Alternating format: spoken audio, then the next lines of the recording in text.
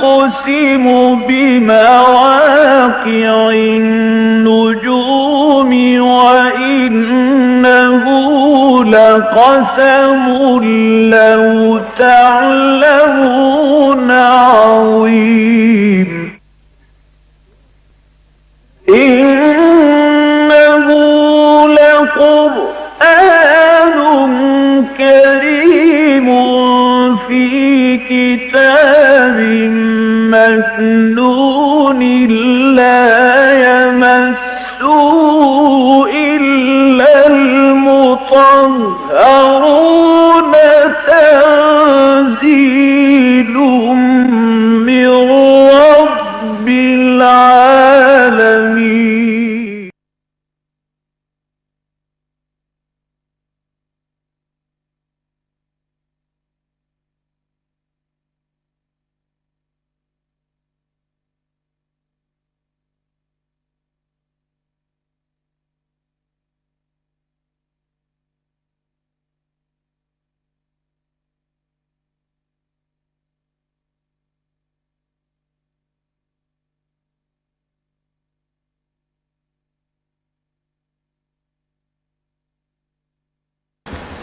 نحمده ونصلي على رسوله الكريم اما بعد فقد قال الله تبارك وتعالى كما ورد في سورة البقرة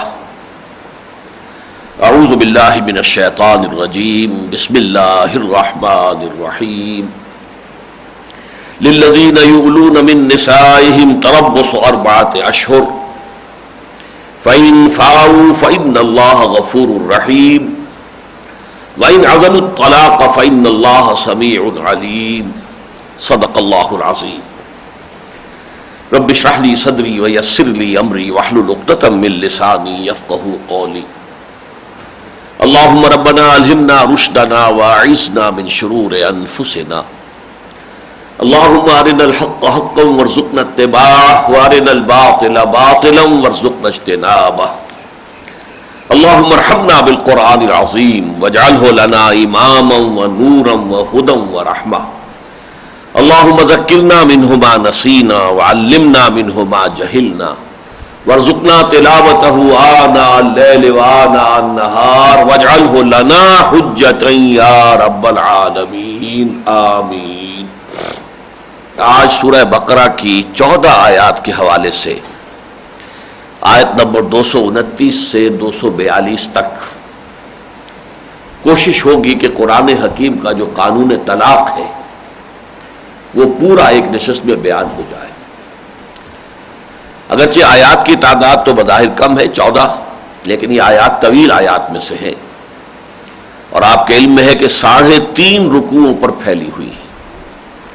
لہذا یہ بات خاصی مشکل نظر آ رہی ہے، لیکن پھر بھی ایک ارادہ ہے، کوشش ہے کہ ہم اس پورے مضمون کو ایک نشست میں سمیٹ لیں، اس لیے کہ ہم یہ چاہتے ہیں کہ جو بنیادی خاکہ ہے ان احکام کا وہ سامنے آ جائے اور اس کی حکمتیں واضح ہو جائیں. باقی جو فقہی تفاصیل ہیں ظاہر بات ہے کہ ان کا یہاں بیان کرنے کا موقع بھی نہیں ہے، اور یہ چونکہ درس قرآن ہے، درس فقہ نہیں ہے، لہذا اس کی کوئی مناسبت بھی ہماری ان نشستوں کے ساتھ نہیں ہے. بہرحال دیکھیے، فبسم اللہ الرحمن وعلیہ التکلان، اللہ رحمان کے نام کے ساتھ ہی میں شروع کر رہا ہوں اور اسی پر ہمارا سارا توکل اور بھروسہ ہے. طلاق کے ضمن میں سب سے پہلی بات یہ جانیے کہ اس کے معنی کیا ہے. طلاق جو ہے اس کے معنی ہے آزادی. مطلق کا لفظ عربی زبان میں آتا ہے مقید یا مشروط کے مقابلے میں، کیونکہ نکاح جو ہے ایک طرح کی قید ہے، ایک عورت کی آزادی اس میں بند ہو جاتی ہے کہ وہ ایک ہی شوہر کے حوالہ عقد میں ہے، اور جب تک وہ اس کے حوالہ عقد میں، یا قید نکاح کا لفظ بھی استعمال ہوتا ہے، قید نکاح میں ہے، اس وقت تک وہ کسی دوسرے شخص سے نہ شادی کر سکتی ہے، نہ اس کے ساتھ کوئی جنسی تعلق قائم کر سکتی، معاذ اللہ. تو یہ قید ہے اصل میں. جیسے کہ غالب نے کہا ہے کہ قید حیات و بند غم اصل میں دونوں ایک ہیں. موت سے پہلے آدمی غم سے نجات پائے کیوں. پوری انسانی زندگی بھی ایک طرح کی قید ہے، اور حضور نے تو فرمایا مومن کے لیے خاص طور پر الدنیا سجن المومن و جنت الکافر، یہ دنیا مومن کے لیے جیل خانہ ہے اور کافر کے لیے جنت ہے۔ بہرحال قید نکاح سے آزاد کر دینا، جب شوہر آزاد کر دیتا ہے کہ اس کے بعد وہ بیوی جو ہے اب ایک خاص وقت کے بعد پوری طرح آزاد ہوگی، وہ اپنے نفس کے ضمن میں جو چاہے کرے، تو اس کا نام طلاق ہے۔ اس طلاق کے ضمن میں پوری انسانی تاریخ میں ہم دیکھتے ہیں کہ بہت افراط و تفریط ہے۔ وہ مذاہب کے جن میں کوئی محسوس اور معلوم آسمانی ہدایت سرے سے موجود ہی نہیں ہے، حالانکہ تمام مذاہب کا منبع اور سرچشمہ تو وہی دین اسلام ہے۔ ہم پڑھ چکے ہیں اسی سورہ مبارکہ میں، کان الناس امۃ واحدہ، آغاز میں حضرت آدم سے تو ایک ہی دین تھا، وہ اسلام تھا۔ پوری تمام نوع انسانی جو ہے، جو بھی ان کی اولاد تھی، نسل جو تھی، وہ ایک ہی دین پر تھی۔ بعد میں اس کی شاخیں بنتی چلی گئیں، لیکن بعض شاخیں اتنی دور نکل گئیں کہ اس کا تعلق جو ہے اس اصل سرچشمے سے بالکل کٹ گیا۔ تو ایسے مذاہب کی یہاں پہ گفتگو کرنا بیکار بات ہے۔ جیسے ہندو مت میں ہے طلاق کا کوئی تصور ہی نہیں ہے، بلکہ وہاں تو یہ ہے کہ عورت کا شوہر اگر مر گیا ہے تو اب اس کے بعد اس کو زندہ رہنے کا بھی حق نہیں، اسے ستی ہو جانا چاہیے، جل مرنا چاہیے، اس کی چتا میں، اس کی آگ ہی میں جل کر خود بھی اپنے آپ کو ختم کر لینا چاہیے۔ بہرحال ان کی طرف میں اس وقت کوئی زیادہ توقع نہیں دینا چاہتا، لیکن جو ابراہیمی مذاہب ہیں اور توحیدی مذاہب ہیں، ان میں بھی ایک بڑی افراط و تفریط ملتی ہے۔ یہود کے ہاں، کیونکہ یہود کے ہاں جو فقہ پروان چڑھی ہے، ان کی جو کتابیں ہیں ان میں آپ کے علم میں ہے کہ تورات وہ تو بنیادی کتاب ہے، لیکن پھر تالمود ان کی فقہ کی کتاب ہے، مشنا ان کی کتاب ہے کہ جس میں اور ان کے معاملات، یہ پھر اس کے بعد علماء کی اپنی تصانیف ہے۔ اس میں صورتحال طلاق کے بارے میں اتنی آسان کر دی گئی کہ جس وقت کوئی شخص چاہے اپنی بیوی کو بس لکھ کر دے دے کہ تو آزاد ہے، اور وہ بیوی اسی لمحے اگلے لمحے کسی دوسرے شخص سے شادی کر سکتی ہے۔ نہ اس کے طلاق دینے میں کوئی آداب ہے، کوئی اصول ہے، کوئی قواعد ہیں، کوئی ضوابط ہیں، کچھ نہیں، جب چاہے جس وقت چاہے اور جس وجہ سے چاہے اسے طلاق دے، اور طلاق کے بعد اس عورت کے اوپر بھی کوئی پابندی نہیں، دوسرے ہی لمحے وہ چاہے تو دوسرے شخص سے شادی کر لے۔ گویا کہ ان کے ہاں طلاق جو ہے وہ بالکل بچوں کا کھیل بن کر رہ گیا تھا۔ لیکن یہ کہ عیسائیت میں آ کر اس کا بالکل شدید رد عمل ہوا۔ اصل میں حضرت مسیح علیہ السلام کی تعلیمات کے بارے میں یہ بنیادی باتیں جان لیجئے کہ یہود کے ہاں جن چیزوں میں بہت افراط ہو گئی تھی یا بہت تفریط ہو گئی تھی، اس کے خلاف ایک رد عمل جو ہے وہ حضرت مسیح علیہ السلام نے ظاہر کیا۔ چنانچہ طلاق کے خلاف جو ہے حضرت مسیح کے مواعظ میں بہت چیزیں موجود ہیں کہ طلاق نہیں دینی چاہیے، اور جو شخص یہاں تک ہے کہ طلاق دیتا ہے اپنی بیوی کو، گویا کہ وہ اس سے زنا کراتا ہے۔ اور وہ کس حوالے سے کہ چونکہ معاشرہ بگڑا ہوا تھا، جس خاتون کو طلاق ہو جاتی تھی اب کوئی اس کے ساتھ شادی نہیں کرتا تھا، جیسا کہ ہمارے ہاں بھی ہے، جو مطلقہ ہو گئی وہ تو بے آسرا ہو گئی، بے سہارا ہو گئی، کون ہے جو اسے شادی کرنا چاہے گا؟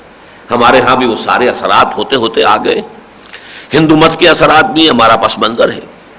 اب لہٰذا ظاہر بات ہے کہ جس عورت کو طلاق دی گئی ہے اگر کوئی اس سے شادی نہیں کرتا ہے تو اس کا شدید امکان موجود ہے کہ وہ کسی غلط راستے پر پڑ جائے، اور اگر وہ زنا کے راستے پر پڑ گئی ہے تو گویا کہ اس کا اصل سبب وہ شخص بنا جس نے کہ اسے، یہاں لفظ ناحق کا میں اضافہ کر رہا ہوں، جس نے ناحق طلاق دی، در حقیقت وہ گویا کہ ذمہ دار ہے اس عورت کی زناکاری کا۔ یہ ایک اخلاقی تعلیم تھی کہ جیسے کہ حضور صلی اللہ علیہ وسلم نے بھی فرمایا کہ ان ابغض حلال عند اللہ الطلاق، کہ اللہ کے نزدیک جو چیزیں حلال ہیں ان میں سب سے زیادہ مبغوض، ناپسندیدہ شے طلاق ہے۔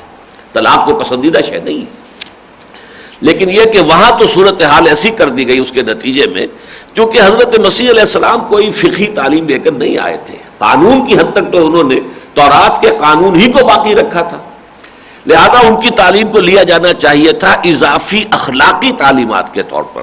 لیکن جب انہی کو ایک فقہ کی بنیاد بنا دیا گیا تو کرسچینٹی میں، رومن کیتھولکس کے ہاں تو کس طرح سے تصور ہے ہی نہیں طلاق کا، جو بندل بن گیا وہ بنا رہے گا، موت سے ہی کوئی رستگاری ہو سکتی ہے، کوئی ان میں سے ایک فریق جو ہے اس کی موت واقع ہو جائے تبھی یہ بند ٹوٹے گا، ورنہ نہیں۔ پروٹیسٹنٹس کے ہاں آ کر اس میں کچھ نرمی کی گئی ہے، لیکن اس میں بھی یہ ہے کہ طلاق کی شکل یہ رکھی گئی کہ جو بھی طلاق دینا چاہتا ہے، چاہے وہ بیوی طلاق دینا چاہتی ہو، تو جو بھی فریق چاہتا ہے طلاق، وہ دوسرے فریق کے اوپر زناکاری کا الزام ثابت کرے، تب طلاق ہو سکتی ہے، سیپریشن ہو سکتی ہے، ورنہ نہیں۔ تو تو یہ چیزیں وہ ہیں کہ جس میں ایک افراط و تفرید کا معاملہ تھا یہودیت اور عیسائیت کے مابین. اسلام نے آ کر جو توازن پیدا کیا ہے وہ بہت خوبصورت ہے. ایک طرف نکاح کا معاملہ یہ ہے کہ اس کے اندر ایک ڈائمنشن پیدا کی ہے. ایک تو یہ ہے کہ نکاح ایک سوشل کانٹریکٹ ہے، ایک معاہدہ ہے، ایک مرد اور ایک عورت کا معاہدہ ہے کہ وہ ساتھ رہیں گے، ان کے درمیان جنسی تعلق ہوگا اور یہ زندگی بھر جو ہے انہوں نے اپنا نباہ کرنا ہے. یہ ایک ازدواجی معاہدہ ہے، سوشل کانٹریکٹ ہے.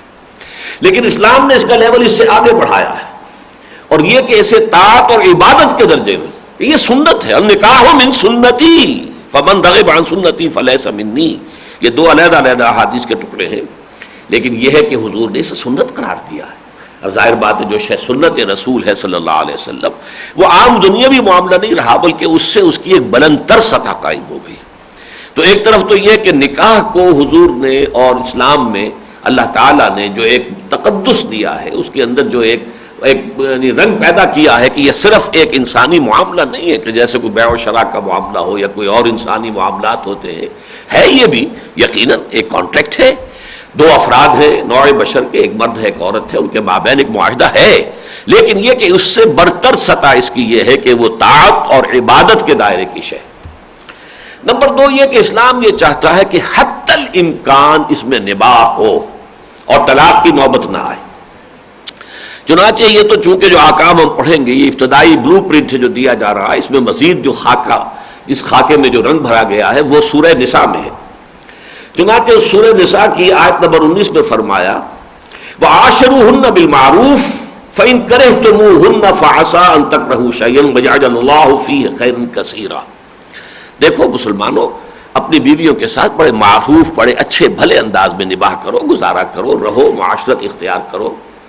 اور اگر تمہیں ان سے کوئی، اگر وہ ان میں سے کوئی تمہیں ناپسند ہو جائے، کسی وجہ سے نفرت ہو جائے، تو ذرا سوچو، ہو سکتا ہے کہ تم کسی شے کو ناپسند کرو درا حالے کہ اللہ نے اس میں تمہارے لیے بہت بڑا خیر رکھ دیا.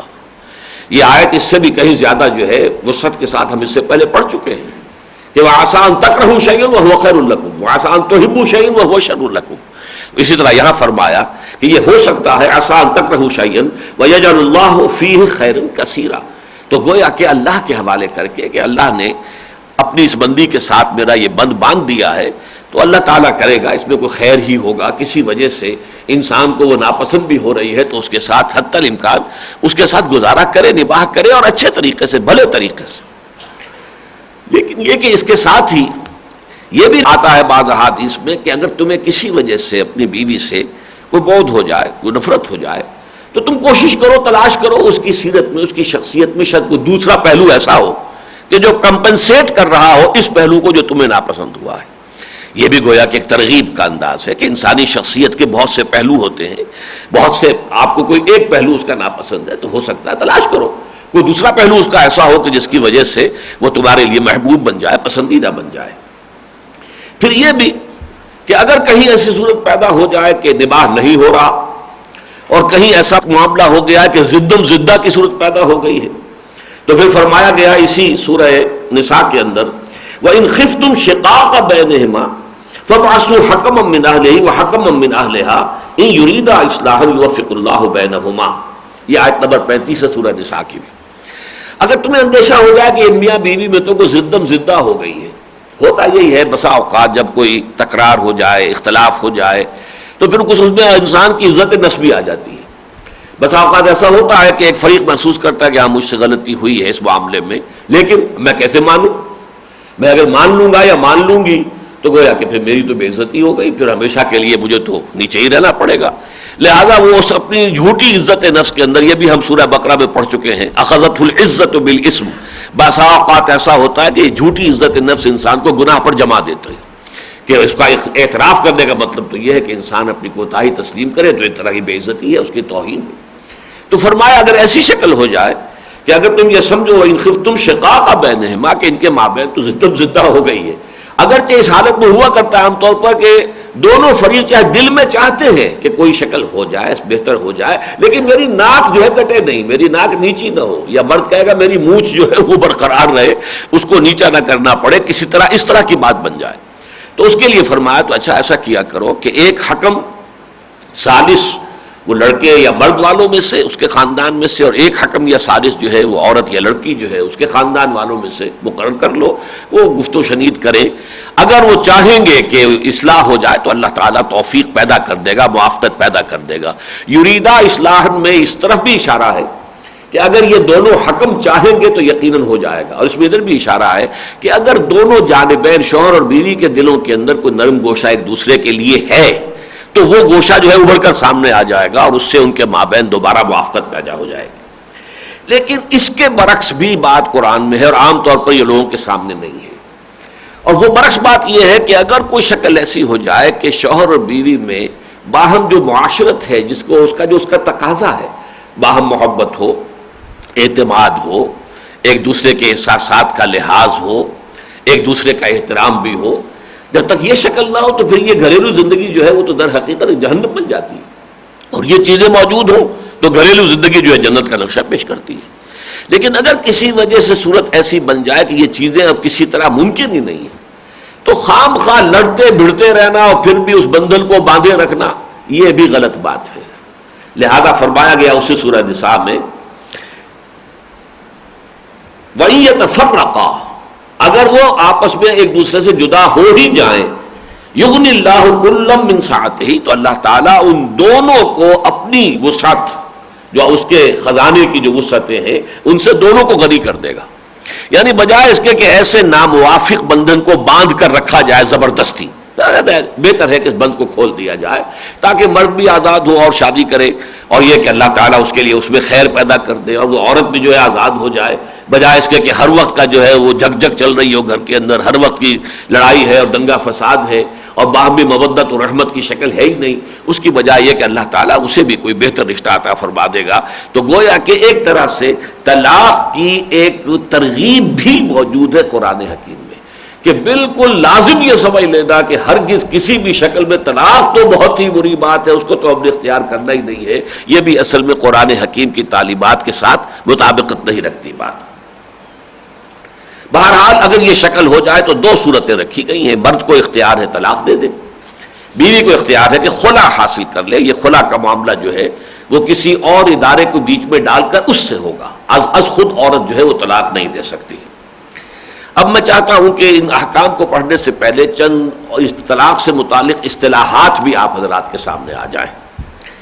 دیکھیے، طلاق کے ساتھ ایک اہم اصطلاح عدت ہے۔ عدت یعنی ایک زمانہ، میعاد، وہ یہ ہے کہ طلاق کے بعد کتنے عرصے تک عورت کوئی دوسری شادی نہیں کر سکتی، یہ عدت کہلاتی ہے۔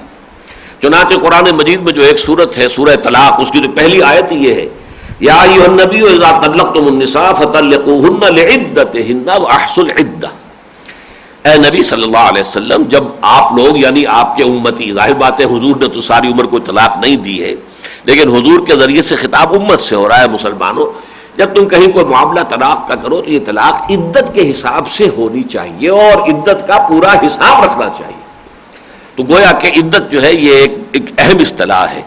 ایسا نہیں ہے کہ آج طلاق ہوئی ہے تو کل ہی وہ عورت دوسری شادی کر سکتی ہے، نہیں، کوئی مدت درمیان میں آئے گی، وہ مدت جو ہے وہ مختلف ہے۔ اگر بیوی حاملہ ہے تو بس حمل، اور اگر حاملہ نہیں ہے تو یہ کہ 3 حیض آنے تک، لیکن یہ مدت جو ہے علیحدہ ہو جائے گی۔ لیکن یہ کہ عدت بنیادی طور پر سمجھ لیجئے، اس میں 2 مصلحتیں ہیں۔ ایک تو جسے کہا جاتا ہے استبراء رحم، واضح ہو جائے کہ اس سابقہ شوہر سے کوئی حمل نہیں ہے اس عورت کو، 3 حیض آ گئے تو معلوم ہوا کہ یہ رحم جو ہے استبراء، بری ہے، خالی ہے، اس میں سابق شوہر سے کوئی حمل موجود نہیں ہے۔ یہ تو اس کی سب سے بڑی حکمت ہے۔ یہی وجہ ہے کہ اگر حاملہ تھی اور وہ حمل کا وضع حمل ہو گیا تو گویا کہ عدت ختم ہو گئی۔ چاہے آج طلاق دی تھی 10 دن کے بعد، اگر وہ حاملہ تھی اور اس کا وضع حمل ہو گیا تو 3 مہینے وغیرہ کی ضرورت نہیں ہے، 10 دن کے اندر ہی جیسے ہی وضع حمل ہوا عدت ختم ہو گئی، اس لیے کہ ثابت ہو گیا کہ اب کوئی اور جو ہے حمل سابق شوہر کی طرف سے اس کے رحم میں ہونے کا امکان نہیں۔ دوسرے یہ کہ اسی عدت کے دوران رجعی طلاق جو ہوتی ہے اس میں شوہر کو اختیار رہتا ہے کہ وہ طلاق واپس لے لے اور اپنی بیوی کو واپس اپنی زوجیت میں لے لے، وہ بعد میں تفصیل سے عرض کروں گا۔ اس کے ساتھ جو ہے یہ جو میں نے ابھی لفظ استعمال کیا رجعی طلاق، تو یہ 3 قسم کی طلاقیں ہیں۔ قرآن مجید میں چونکہ اس طرح نہیں ہے کہ ہیڈنگز قائم کیے جائیں، رجعی طلاق، بائن طلاق، مغلظ طلاق، یہ ہمیں قرآن کے ٹیکسٹ سے، مضامین سے، اور اس کے سیاق و سباق سے سمجھنا پڑتا ہے، بلکہ یہ اصطلاحات تو قرآن میں ہے ہی نہیں. یہ تو پھر فقہاء نے اور جو مفسرین نے قرآن مجید پر غور کر کے ان آیات کے حوالے سے پھر یہ طلاق کے لیے 3 قسمیں معین کی. ایک طلاق رجعی ہے. طلاق رجعی وہ ہے کہ جس میں شوہر ابھی اس عدت کے اندر رجوع کر سکتا ہے، چاہے بیوی چاہے یا نہ چاہے. یہ اختیار اس کا ہے کہ وہ رجوع کر لے اور اسے کسی نکاح کی ضرورت نہیں ہے اثر نو، بلکہ اس عدت کے اندر یہ طلاق رجعی رہے گی. اس کے بعد دوسری اصطلاح طلاق بائن بین کہتے ہیں، جو علیحدہ کر دینے والی، جدا کر دینے والی. تو اس کا یہ ہے کہ جب عدت ختم ہو گئی تو یہ طلاق جو ہے اب واقع ہو چکی. اب یہ تو ہو سکتا ہے کہ اگر 1 یا 2 طلاقیں دی تھی وہ بعد میں بات سامنے آ جائے گی تو دوبارہ اثر نو نکاح ہو سکتا ہے اس شخص کا، اس عورت کا. لیکن یہ کہ بغیر نکاح کے، اب ظاہر بات ہے کہ نکاح ہوگا تو دوبارہ اب عورت کی رضامندی سے ہوگا. جو رجوع ہے عدت کے اندر اس میں عورت کی رضامندی ضروری نہیں ہے، اس کا اختیار مطلق شوہر کو حاصل ہے. جیسے اس نے طلاق دی تھی ویسے ہی طلاق وہ واپس لے سکتا ہے، رجوع کر سکتا ہے. لیکن طلاق بائن میں علیحدگی تو ہو گئی، لیکن البتہ اگر صرف بائن ہے، مغلظ نہیں ہے، وہ تیسری اصطلاح بعد میں آئے گی، تو اگر مغلظ نہیں ہے تو اب یہ دوبارہ نکاح کر سکتے ہیں باہمی رضامندی کے ساتھ. لیکن اس میں ظاہر بات ہے کہ عورت کی رضامندی بھی اب لازمی شرط ہوگی. تیسرے ہے طلاق مغلظ. جب تیسری مرتبہ بھی طلاق دے دی جائے تو یہ طلاق ایک تو یہ کہ فوراً بائن ہو گئی، اب وہ عدت کے دوران بھی شوہر رجوع نہیں کر سکتا، اس کا حق رجعت ختم ہو چکا. نمبر 2 یہ کہ اس کے عدت کے ختم ہونے کے بعد دوبارہ نکاح بھی نہیں ہو سکتا جب تک کہ اس عورت کا کوئی اور نکاح کسی اور شخص سے نہ ہو. اور پھر اگر نارمل حالات میں اگر وہ دوسرا شوہر بھی اسے طلاق دے دے کسی وجہ سے تو پھر امکان ہوگا کہ یہ سابق شوہر کے ساتھ دوبارہ شادی کر سکے، ورنہ نہیں. یہ ہے طلاق مغلظ جو شدید ترین طلاق ہے. غلیظ اصل میں عربی زبان میں کہتے ہیں گاڑی شے کو. ہمارے ہاں تو اردو میں تو غلیظ کے معنی وہ ہے کہ جس میں گندگی ہو، کوئی گھناؤ نہ پن ہو. عربی میں یہ نہیں ہے. غلظت جو ہے دل کی سختی، غلظت. وَلْيَجِدُوا فِيكُمْ غِلْظَةً. اے مسلمانوں چاہیے کہ کفار تمہارے دل میں اپنے لیے سختی محسوس کریں، نرمی نہ محسوس کریں. تو یہ ہونا چاہیے جبکہ حالت جنگ میں ہو اہل ایمان اور اہل کفر اور اہل شرک تو طبیعت کے اندر جو ہے وہ سختی کا معاملہ ہونا چاہیے. تو یہ جو ہے غلظہ، وَغْلُظْ عَلَيْهِمْ، اے نبی ان کے اوپر سختی کیجئے، آپ نرمی نہ کیجئے. تو غلیظ عربی زبان میں کہتے ہیں گاڑھے ہونے کو، سخت ہونے کو. تو یہ طلاق مغلظ کہلاتی ہے جو نہایت گاڑھی طلاق ہے. اس کے بعد اس مرد اور اس عورت کا دوبارہ نکاح نہیں ہو سکتا جب تک کہ اس عورت کا کسی اور سے نکاح نہ ہو. اور پھر یہ کہ وہ بھی in due course, normal course میں، یہ نہیں کہ پہلے سے آپ نے معاہدہ کر کے کسی عورت کا جو ہے، اب چونکہ غلطی ہو گئی 3 طلاقیں دے دی تھی، اب حلالہ کروانا ہے تو کسی کے پاس گئے، بھائی تم نکاح کر لو، 1 رات تمہارے پاس رہ لے گی پھر طلاق دے دینا.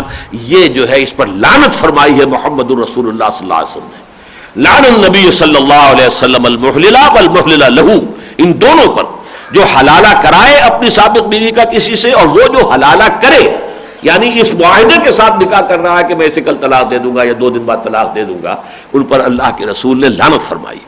لیکن چونکہ ہمارے ہاں وہ فقہی چیزیں جب چلی ہیں تو آیا یہ طلاق مغلظ جب واقع ہو گئی تو اس کے بعد اگر نکاح ہو رہا ہے تو اب نکاح تو منعقد ہو جائے گا. کیا پتا ہے کہ یہ معاہدہ کیا ہے، نکاح خان نے تو نکاح پڑھا دیا، اسے کیا پتا ان کا اندرونی طور پر معاہدہ کیا تھا.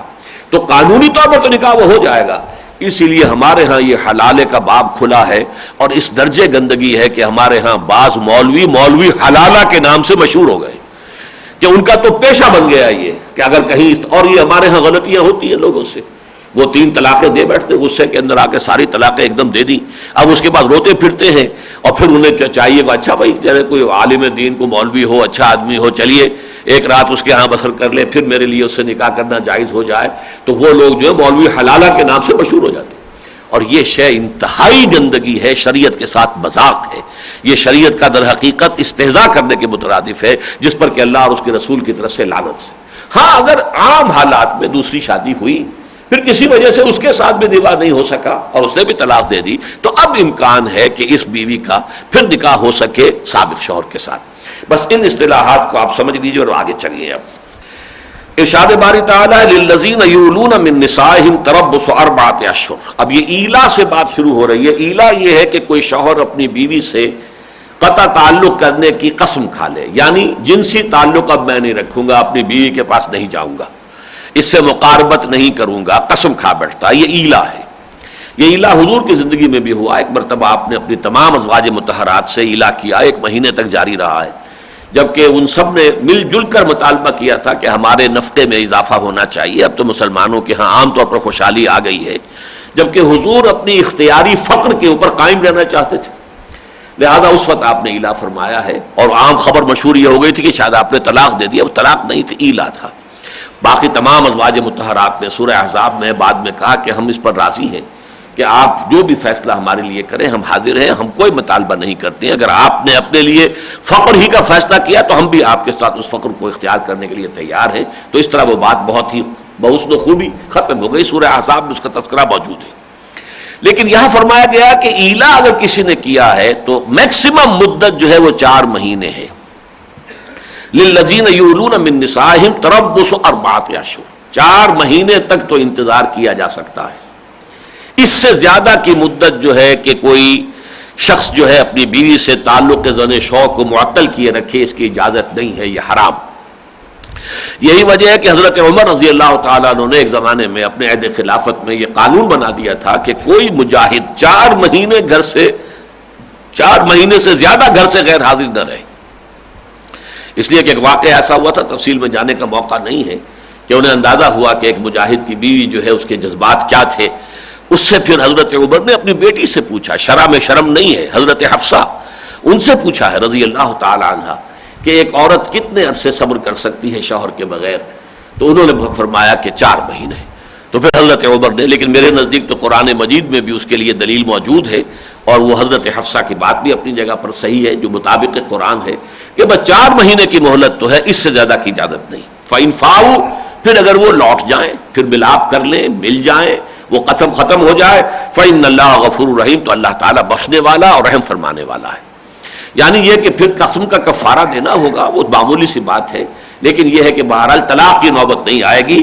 وَإِنْ عَزَمُوا الطَّلَاقَ، اگر انہوں نے طلاق ہی کا فیصلہ کر لیا ہو، فَإِنَّ اللَّهَ سَمِيعٌ عَلِيمٌ، تو بھی اللہ تعالیٰ سمیع اور علیم ہے، جاننے والا ہے، سننے والا ہے.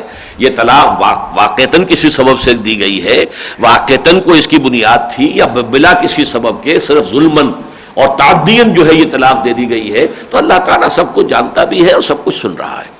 تو یہ گویا کہ ایک مدت معین کی گئی ہے کہ اس سے زیادہ تعلق زن و شوق کا انقطاع نہیں رہنا چاہیے. اب جیسا کہ میں نے عرض کیا تھا، اب اس میں فقہی مباحث بہت سے آ جائیں گے.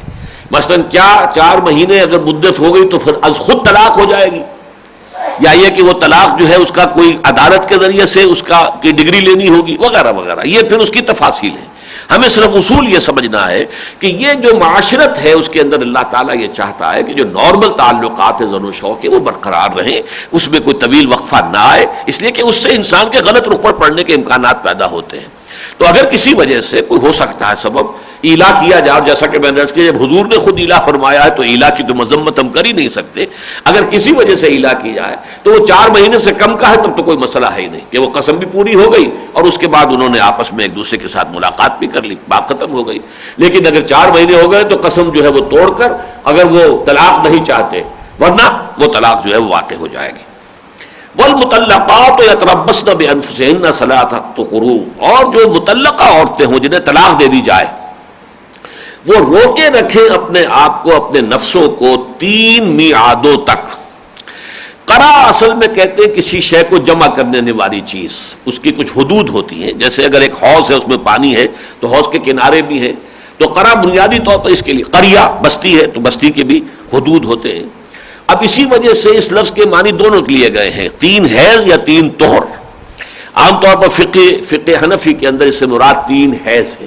ایک تو یہ کہ یہ حیض کی حالت میں طلاق دینا پسندیدہ نہیں ہے، طہر کی حالت میں، اور اس کے بعد یہ کہ 3 حیض آنے تک عورت جو ہے انتظار کرے گی، یہ گویا کہ عدت ہے اس کی. ولا یحل لہن، البتہ اس میں استثناءات ہیں. کوئی نابالغ بچی ہے، اس کو حیض آتا ہی نہیں ہے، اس کے لیے کوئی اور مدت ہوگی، 3 مہینے مقرر ہیں. کوئی بوڑھی عورت ہے جس کو ایام ماہواری ختم ہو چکے ہیں، اس کا بھی کوئی اور مسئلہ ہوگا. اگر حاملہ ہے اس کا مسئلہ بھی اور ہوگا. تو اسی طریقے سے کوئی اگر کنیز ہے جس سے شادی کی ہوئی تھی اس کا معاملہ کچھ اور ہوگا. لیکن اور یہ کہ ایک ایسی بیوی ہے کہ جس سے کوئی تعلق ہوا ہی نہیں آج تک، صرف نکاح ہوا تھا، رخصتی ہوئی نہیں، تو اس کے لیے کوئی عدت سرے سے ہے ہی نہیں. تو اس طریقے سے استثناءات ہوگی، لیکن عام قانون یہی ہے عام حالات میں کہ اگر طلاق دی گئی ہے تو وہ خواتین جنہیں طلاق دی گئی ہو وہ 3 حیضوں تک انتظار کریں. انتظار دونوں چیزوں کا ہو جائے گا. ایک تو یہ کہ اس مدت میں شوہر رجوع کر سکتا ہے، واپس لے سکتا ہے، اس میں بیوی کی رضامندی لازم نہیں. نمبر 2 یہ کہ اس دوران میں وہ بیوی کسی اور سے شادی نہیں کر سکتی. وَلَا يَحِلُّ لَهُنَّ يَكْتُمْنَ مَا خَلَقَ اللَّهُ فِي أَرْحَامِهِنَّ، اور ان کے لیے ہرگز جائز نہیں ہے کہ وہ چھپا لیں اس شے کو جو اللہ نے ان کے رحموں میں پیدا کر دی ہو. ان کن یؤمن باللہ والیوم الآخر، اگر وہ واقعتاً ایمان رکھتی ہیں اللہ پر اور یوم آخر پر. یعنی یہ کہ ایک عورت یہ سمجھے کہ مجھے حمل تو ہے، میں ظاہر نہ کروں تو بہتر ہے، اس لیے کہ پھر تو یہ وہ جو مجھے شوہر جو طلاق دے رہا ہے پھر یہ بیٹا یا بیٹی اس کی شمار ہوگی، بلکہ وہ چھپا لے اس کو تاکہ اس کے فوراً بعد میں کوئی اور شادی کروں تو وہ بچہ اس کا شمار ہو جائے، میرے پاس تو رہے گا. یہ ساری چیزیں گناہ کبیرہ ہیں، بہت بڑا گناہ ہے. ولا یحل لہن، ان کے لیے ہرگز حلال نہیں ہے ان یکتمن ما خلق اللہ فی ارحامہن، کہ وہ چھپائیں اس چیز کو جو اللہ نے پیدا کی ہے ان کے رحموں میں. بہرحال خالق تو اللہ تعالیٰ ہے. ان کن یؤمن باللہ والیوم الآخر، اگر وہ واقعتاً ایمان رکھتی ہیں اللہ پر اور یوم آخر پر. وبعولتہن احق بردہن فی ذلک، اور ان کے شوہر زیادہ حقدار ہیں اس عرصے کے اندر اندر، فی ذالک یعنی اس عدت کی مدت کے اندر اندر وہ زیادہ حقدار ہیں کہ انہیں لوٹا لیں. جیسا کہ میں نے عرض کیا احق سے بات سامنے آ گئی کہ اس میں عورت کی رضامندی ضروری نہیں ہے، شوہر کا اختیار مطلق ہے. اس نے طلاق دی تھی، ایک ہی طلاق دی تھی یا 2 طلاقیں دی تھی، عدت کے اندر اندر رجوع کر سکتا ہے. وَبَعُولَتُهُنَّ أَحَقُّ بِرَدِّهِنَّ فِي ذَلِكَ إِنْ أَرَادُوا إِصْلَاحًا، لیکن شرط یہ ہے کہ وہ اصلاح کی نیت سے ایسا کر رہے ہوں. یہ نہ ہو کہ اسے طلاق جو ہے تو اگر عدت ختم ہو جائے گی تو پھر آزاد ہو جائے گی تو میرے ہاتھ سے نکل جائے گی، پھر میں کیسے ستاؤں گا، کیسے پرانے بدلے چکاؤں گا، لہذا رجوع کر لو. یہ رجوع اگر اس نیت سے ہے تو بہت بڑا گناہ ہے. یعنی یہ ایسا ہی ہے جیسا کہ میں نے عرض کیا تھا کہ قانون ہی ہوتا ہے. قانون سے کھیلنے پر کوئی آ جائے تو ظاہر بات ہے کہ پھر یہ کہ کوئی بڑے سے بڑا قانون ہو، چاہے وہ انسان کا بنایا ہوا ہو چاہے اللہ کا بنایا ہوا ہو، جب قانون کے ساتھ کوئی شخص کھیلنے پر آ جائے، استہزاء اور تلاوت پر آ جائے تو پھر اس کی کوئی حد نہیں ہوتی. لہذا یہاں پر قید لگا دی ان ارادو اصلاحا، اگر وہ واقعتاً اصلاح کی بہتری کے خواہش مند ہیں. وَلَهُنَّ مِثْلُ الَّذِي عَلَيْهِنَّ بِالْمَعْرُوفِ وَلِلرِّجَالِ عَلَيْهِنَّ دَرَجَةٌ، اور ان کے حقوق بھی ہیں ویسے ہی جیسے کہ ان کے فرائض ہیں. یہ آیت جو ہے ذرا اس کے اگرچہ وقت چونکہ آج کم ہے، میں شاید کسی اور موقع پر اس کی زیادہ وضاحت کروں. سورہ نساء کا جب درس ہوگا الرجال قوامون علی النساء جب ہم پڑھیں گے، یہاں اصل میں جو بات کہی جا رہی ہے اس کا عام طور پر چونکہ ترجمے 2 ممکن ہیں. ایک ترجمہ جو ہے وہ عام طور پر آپ کو ملے گا اور وہ یہ ہے کہ عورتوں کے حقوق بھی مردوں پر ایسے ہی ہیں جیسے مردوں کے حقوق ہیں عورتوں پر. یہ ترجمہ صحیح نہیں ہے. زن و شو کے جو حقوق ہیں وہ ہرگز مساوی نہیں ہیں، جس کی طرف اگلا ٹکڑا اشارہ کر رہا ہے وَلِلرِّجَالِ عَلَيْهِنَّ دَرَجَةٌ، مردوں کو ان پر ایک درجہ فوقیت کا حاصل ہے. لیکن یہ در حقیقت عربی زبان میں لام اور علا جو آتا ہے اس کا استعمال جو ہے اگر معلوم ہو، جیسے کہ بڑی مشہور ہے وَاجْعَلْهُ لَنَا حُجَّةً، اے اللہ اس قرآن کو ہمارے حق میں حجت بنا. چنانچہ حضور کا فرمان ہے القرآن حجت لک او علیک، یہ قرآن یا حجت تمہارے حق میں ہے یا تمہارے خلاف ہے. لام آتا ہے حق کے لیے، علا آتا ہے کسی خلاف کے لیے، کسی ذمہ داری کے لیے، مسئولیت کے لیے، جس کے لیے اکاؤنٹیبلٹی ہو. تو یہاں مراد یہ لہن، ان کے لیے بھی ہیں وہی حقوق، مثل الذی علیہن، جیسے کہ ان پر ذمہ داریاں ہیں. ظاہر بات ہے کہ مرد پر جو ذمہ داریاں ہیں اس لیے کہ کفالت اسے کرنی ہے، نان نفقے کا ذمہ دار وہ ہے، لہذا اس کے حقوق کچھ اور ہیں. لیکن عورت کے بھی حقوق ہیں، یہ نہ سمجھو کہ عورت کے سرے سے کوئی حقوق نہیں ہے، لیکن یہ کہ جیسی ان کی ذمہ داریاں ہیں، جیسے اللہ نے ان کے ذمہ فرائض عائد کیے ہیں اسی کے متناسب ان کے حقوق بھی ہیں. وَلَهُنَّ مِثْلُ الَّذِي عَلَيْهِنَّ بِالْمَعْرُوفِ، بھلے طریقے سے معروف انداز پر، جو بھی ہر انسان سمجھے کہ ہاں یہی اس کا صحیح طریقہ ہے.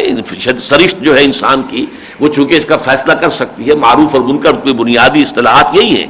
معروف جو جانی پہچانی چیز ہے، جو کہ انسان کا ضمیر بتا دیتا ہے کہ یہ بات ٹھیک ہے، اور منکر وہ ہے جس سے انسان کا ضمیر یہ بات کرتا ہے کہ نہیں، یہ کوئی اچھی بات نہیں ہے۔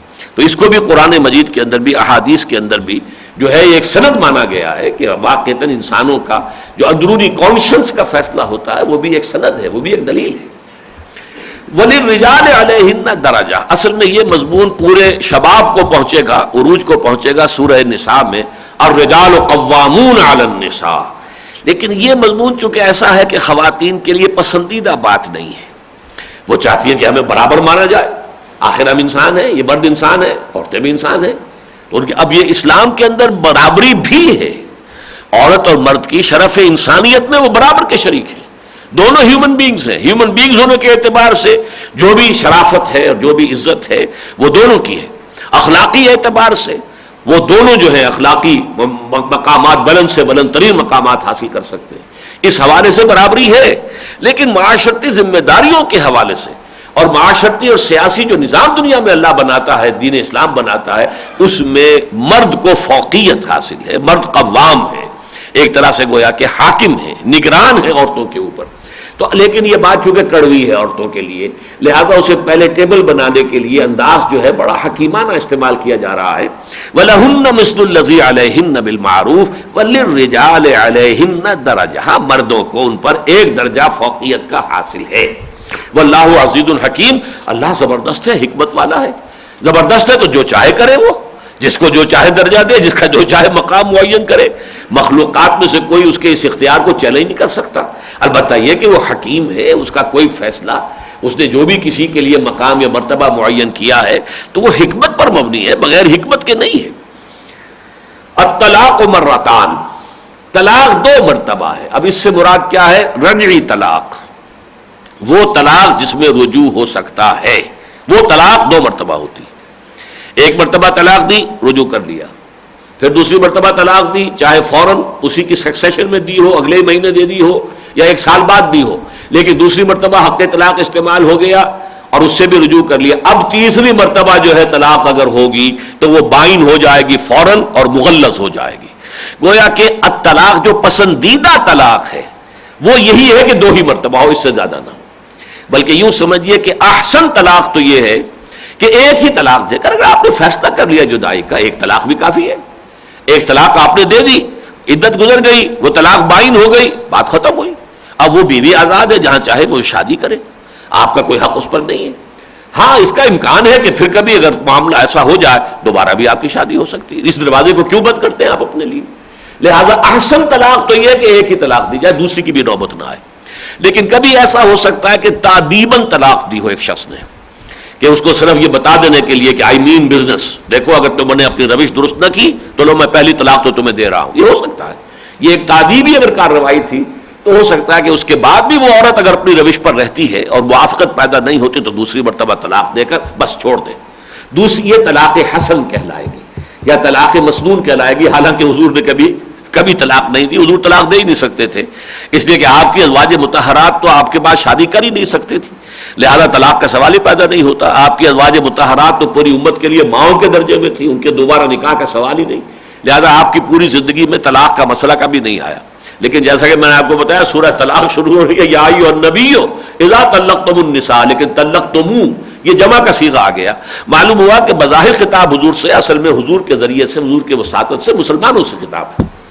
تو یہاں فرمایا الطلاق مرتان، طلاق احسن، طلاق حسن، اور تیسری طلاق یہ طلاق بدعت ہے جو پسندیدہ نہیں ہے کسی حالت میں بھی، خام خواہ دروازہ بند کر لینا، ہو سکتا ہے اس اللہ کی بندی کا کہیں اور بھی نباہ نہ ہو، اور دوسری مرتبہ کا جو ہے طلاق کہیں اور اسے ہو گئی ہے تو اسے عقل آ جائے کہ واقعی میرے اندر ہی کوئی خامی تھی، میرا سابق شوہر جو ہے وہی ٹھیک تھا، میں دوسرے شوہر کے ساتھ بھی نباہ نہیں کر سکی، تو پھر اگر وہ دوبارہ جو ہے باہمی رضامندی سے نکاح کر لیں تو اس دروازے کو آپ تیسری طلاق دے کر کیوں بند کرتے ہیں؟ اگر بند کرتے ہیں تو بہرحال یہ طلاق بدعت ہے، پسندیدہ نہیں ہے۔ فَإِمْسَاكٌ بِمَعْرُوفٍ أَوْ تَصْرِيحٌ بِإِحْسَانٍ، یعنی ان دو طرح، دو رجی طلاقوں کے بعد یا تو روک لینا ہے معروف طریقے سے، کہ اگر اب لوٹانا ہے، طلاق سے رجوع کرنا ہے تو اب رکھنا ہے تو بھلے طریقے پر، اچھے شریف انسانوں کی طریقے سے، صحیح معاشرت کے لیے، او تسریحم باحسان، یا پھر انہیں روانہ کر دینا ہے، یعنی اپنے گھر سے علیحدہ کر دینا ہے، نکال دینا ہے، اپنے حبالہ عقد سے آزاد کر ہی دینا ہے، مطلقہ بنا ہی دینا ہے، لیکن وہ بھی احسان، خوبصورتی کے ساتھ، خام خواہ گالم گلوچ ہو، ایک دوسرے پر الزامات ہوں، یا یہ کہ جو مہر ہے وہ دینے کے لیے آپ تیار نہیں ہیں، یا جو کچھ آپ نے اس کو کبھی دیا تھا وہ واپس چھینا جھپٹی کر رہے ہیں، یہ چیزیں جو ہے یہ گندگی ہے، یہ در حقیقت انسان کی شرافت سے بہت بعید ہے۔ بے احسان تصریح بھی اگر ہے، انہیں رخصت بھی کرنا ہو تو جیسا کہ حضور نے بھی فرمایا تھا اپنی ازواج مطہرات سے جب انہوں نے ایلا کیا تھا کہ اگر تمہیں دنیا چاہیے، ان کنتن تردن زینت الحیات الدنیا وزینتها حیات الدنیا وزینتها فتعالین امتعکن واسرحکن سراحا جمیلا، تو آؤ میں تمہیں دنیا کا ساز و سامان دے دوں گا لیکن پھر اپنے ہاتھ سے تمہیں رخصت کر دوں گا، پھر میرے گھر میں نہیں رہ سکتی، میں نے تو اختیار کیا ہوا فقر کو، الفقر فخری، میرے گھر میں رہنا ہے تو وہی فقر جو ہے تمہیں قبول کرنا ہوگا۔ بہرحال ان سب نے قبول کیا کہ ہم راضی ہیں اس پر، تو اس اعتبار سے یہ ہے کہ فَإِمْسَاكٌ بِمَعْرُوفٍ أَوْ تَصْرِيحٌ بِإِحْسَانٍ وَلَا يَحِلُّ لَكُمْ أَن تَأْخُذُوا مِمَّا آتَيْتُمُوهُنَّ شَيْئًا، اور تمہارے لیے ہرگز حلال نہیں ہے کہ تم واپس لو ان سے جو بھی کچھ تم نے انہیں دیا تھا، اس میں مہر دیا تھا، کوئی ہدایہ دیے تھے، کوئی تحفے دیے تھے، ظاہر بات ہے کہ جب آپس میں پیار محبت ہوتا ہے تو یہ ساری باتیں ہوتی ہیں، اب وہ واپس اس کا حساب کتاب کرنا، واپس لینا یہ جائز نہیں ہے، یہ شرافت سے بعید اور شریعت کی روح سے ناجائز اور حرام۔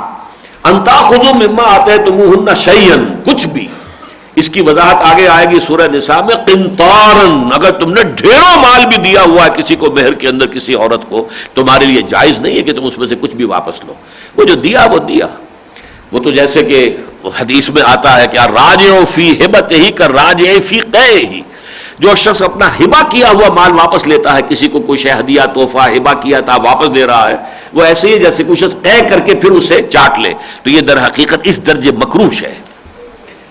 الا یخافا اللہ یقیما حدود اللہ، الا یہ کہ وہ دونوں اس بات کا اندیشہ رکھتے ہوں کہ وہ اللہ کے حدود کو قائم نہیں رکھ سکیں گے، یعنی اگر صورت ایسی ہو جائے کہ شوہر اور بیوی یہ سمجھے کہ ہماری ناچاقی اس درجے پہنچ گئی ہے کہ اب ہمارے لیے حسن معاشرت کے ساتھ جو ہے نباہ کرنا ممکن نہیں ہے، اس لیے کہ حدود اللہ تو یہی ہے کہ حسن معاشرت کے ساتھ ہو، ایک دوسرے کے حقوق ادا کیے جا رہے ہو، یہ تو نہیں ہے کہ صرف جو ہے گھر میں تو رہ رہے ہیں لیکن تعلق کوئی ہے ہی نہیں سرے سے، یہ بات تو پسندیدہ نہیں ہے، عورت کو معلق بنا کے چھوڑ دینا پسندیدہ نہیں ہے، ابھی ہم پڑھ چکے کہ ایلا بھی جو ہے وہ 4 مہینے سے زیادہ کا ہو جائے گا تو طلاق واقع ہو جائے گی، تو اس حوالے سے یہ کہ اگر یہ سمجھے کہ نہیں اب ہمارا نباہ نہیں ہو سکتا، الا ان یخافا اللہ یقیما حدود اللہ ہے، فان خفتم اللہ یقیما حدود اللہ ہے، پھر اگر تمہیں اندیشہ ہو جائے کہ واقعتاً یہ اللہ کی حدود کو قائم نہیں رکھ سکیں گے، فلا جناح، اب یہاں پہ خطاب بدل دیا، فان خفتم، یعنی یہ معاملہ پھر مسلمانوں کے سامنے پیش ہوگا، یا تو کوئی عدالت شرعی ہو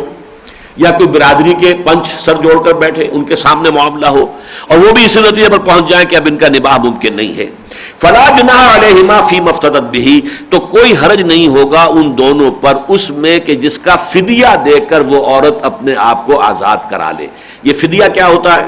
قیدی کو فدیہ دے کر چھڑایا جاتا ہے۔ اب شوہر کہتا ہے کہ میں طلاق تو نہیں دینا چاہتا، میں تو چاہتا ہوں میرے گھر میں رہے اور اس طور سے رہے جیسے میں چاہتا ہوں، اب وہ عورت جو ہے وہ کہتی ہے کہ میں اس کے گھر میں اب نہیں رہ سکتی، میرے لیے نباہ ممکن نہیں ہے، ہم اللہ کے حدود کی پابندی نہیں کر سکیں گے، کیونکہ ابھی عورت چاہ رہی ہے، لہذا اسے کچھ فدیہ دے کر اپنے آپ کو آزاد کرانا ہوگا۔ یہ فدیہ جو ہے یہ اس مہر میں سے کچھ واپس کرے، عام طور پر پسندیدہ جو ہے وہ یہ ہے کہ آدھا مہر واپس کر دے، یا اگر ابھی مہر ادا نہیں ہوا تھا تو صرف آدھا مہر جو ہے اس کا مطالبہ کرے، پورے مہر کا مطالبہ نہ کرے، یہ مہر سے زیادہ کوئی رقم نہیں ہونی چاہیے، لیکن یہ کہ اس میں کوئی حرج نہیں ہے، اللہ تعالیٰ نے وہ راستہ خلا کا جو ہے وہ کھول دیا ہے۔ تلک حدود اللہ، یہ اللہ کی حدود ہے، فلا تعتدوها، تو دیکھو ان سے تجاوز مت کرنا، ومن یتعد حدود اللہ فاولئک هم الظالمون، اور جو اللہ کے حدود سے آگے تجاوز کرتے ہیں تو پھر وہی ظالم ہے۔ قرآن مجید کا یہ اسلوب آپ دیکھیں گے بار بار آئے گا کہ قانون کو صرف قانون کی زبان میں بیان کر دینا کافی نہیں ہے، بار بار اللہ کی طرف توجہ دلانا، اللہ کی قدرت، اللہ کی حکمت، پھر جواب دہی، اللہ کے ہاں حساب کتاب، آخرت کا جو بھی اجر و ثواب ہے، تقویٰ کی طرف جو ہے ترغیب دلانا، یہ ہر قدم پر آتا.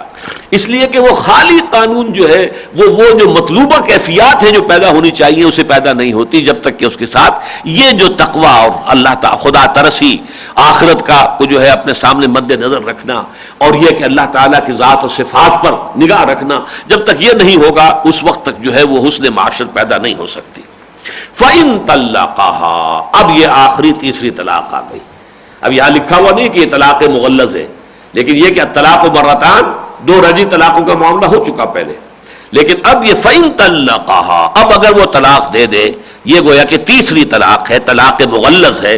فَلَا تَحِلُّ لَهُ، تو اب وہ عورت اس کے لیے حلال نہیں ہوگی، من بعد، اس کے بعد، حتیٰ تنکح زوجا غیرہ، یہاں تک کہ وہ نکاح کرے کسی اور شوہر سے. فَإِن طَلَّقَهَا، پھر اگر وہ شوہر دوسرا شوہر بھی اسے طلاق دے دے، فَلَا جُنَاحَ عَلَيْهِمَا أَن يَتَرَاجَعَا، تو ان دونوں پہ کوئی حرج نہیں ہے، کوئی ملامت نہیں ہوگی اگر وہ آپس میں مراجعت کر لیں، یعنی دوبارہ نکاح کر لیں. ان ظنّا أن يقيما حدود اللہ، اگر انہیں یہ گمان ہو کہ اب وہ حدود اللہ کو قائم کر سکیں گے، یعنی جو بھی قانون معاشرت ہے، جو آئلی قوانین ہیں، اور جو حسن معاشرت کے جو اسلامی تقاضے ہیں، اب ان کو پورا کر سکیں گے. جیسا کہ میں نے عرض کیا تھا کہ اس عورت کو شاید تنبؤ ہو جائے گا کہ دوسرے شوہر کو بھی میں خوش نہیں رکھ سکی، وہ بھی مجھ سے ناراض ہو گیا، اس نے بھی مجھے طلاق دے دی، تو شاید میری کوئی خامی ہے، میرے مزاج کے اندر کوئی ٹیڑھ ہے، وہ اس کی اصلاح کی طرف مائل ہو جائے. تو اب یہ ہے کہ سابق شوہر کے ساتھ اس کا نکاح دوبارہ ہو جائے گا. اسی کا نام حلالہ ہے. لیکن یہ حلالہ اگر پیشگی طے کر کے نکاح کیا جائے تو حقیقت میں وہ نکاح ہوتا ہی نہیں. حقیقت کے اعتبار سے چاہے وہ مولوی ہو، عالم ہو، وہ جو بھی ہم بستری کر رہا ہے وہ زنا کر رہا ہے، اور وہ عورت زنا کرا رہی ہے، اور وہ شوہر جو ہے زنا کرا رہا ہے جس نے کہ حلالہ کروایا ہے. اور حضور نے لعنت فرمائی ہے حلالہ کرنے والے پر بھی اور حلالہ کروانے والے پر بھی، دونوں پر لعنت فرمائی. لیکن جیسا کہ میں نے عرض کیا کہ قانون اصل میں قانون ہے. اب چونکہ قانون میں تو یہ ہے کہ نکاح ہو جائے گا کہ نہیں ہو جائے گا، نکاح تو ہو جائے گا، اس لیے کہ نکاح کے پیچھے تو معلوم نہیں ہے کہ اس کی نیت کیا ہے. لیکن یہ تو نیت کا معاملہ تو وہ ہے کہ جو اس کے اللہ کے مابین ہے.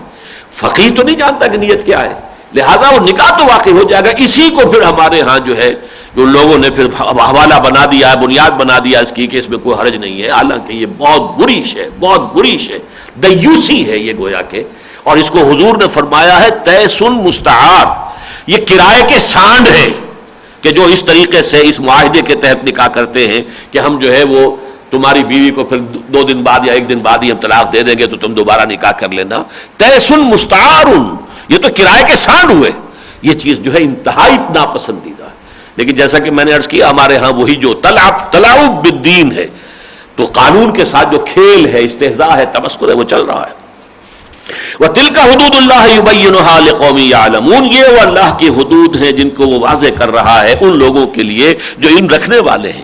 وہ اس کے اندر حکمتیں دیکھیں گے، اس کے اندر بہت سی اچھائیاں دیکھیں گے. اس لیے ہے یہ سارا معاملہ کہ تم طلاق کو مذاق نہ بنا لو.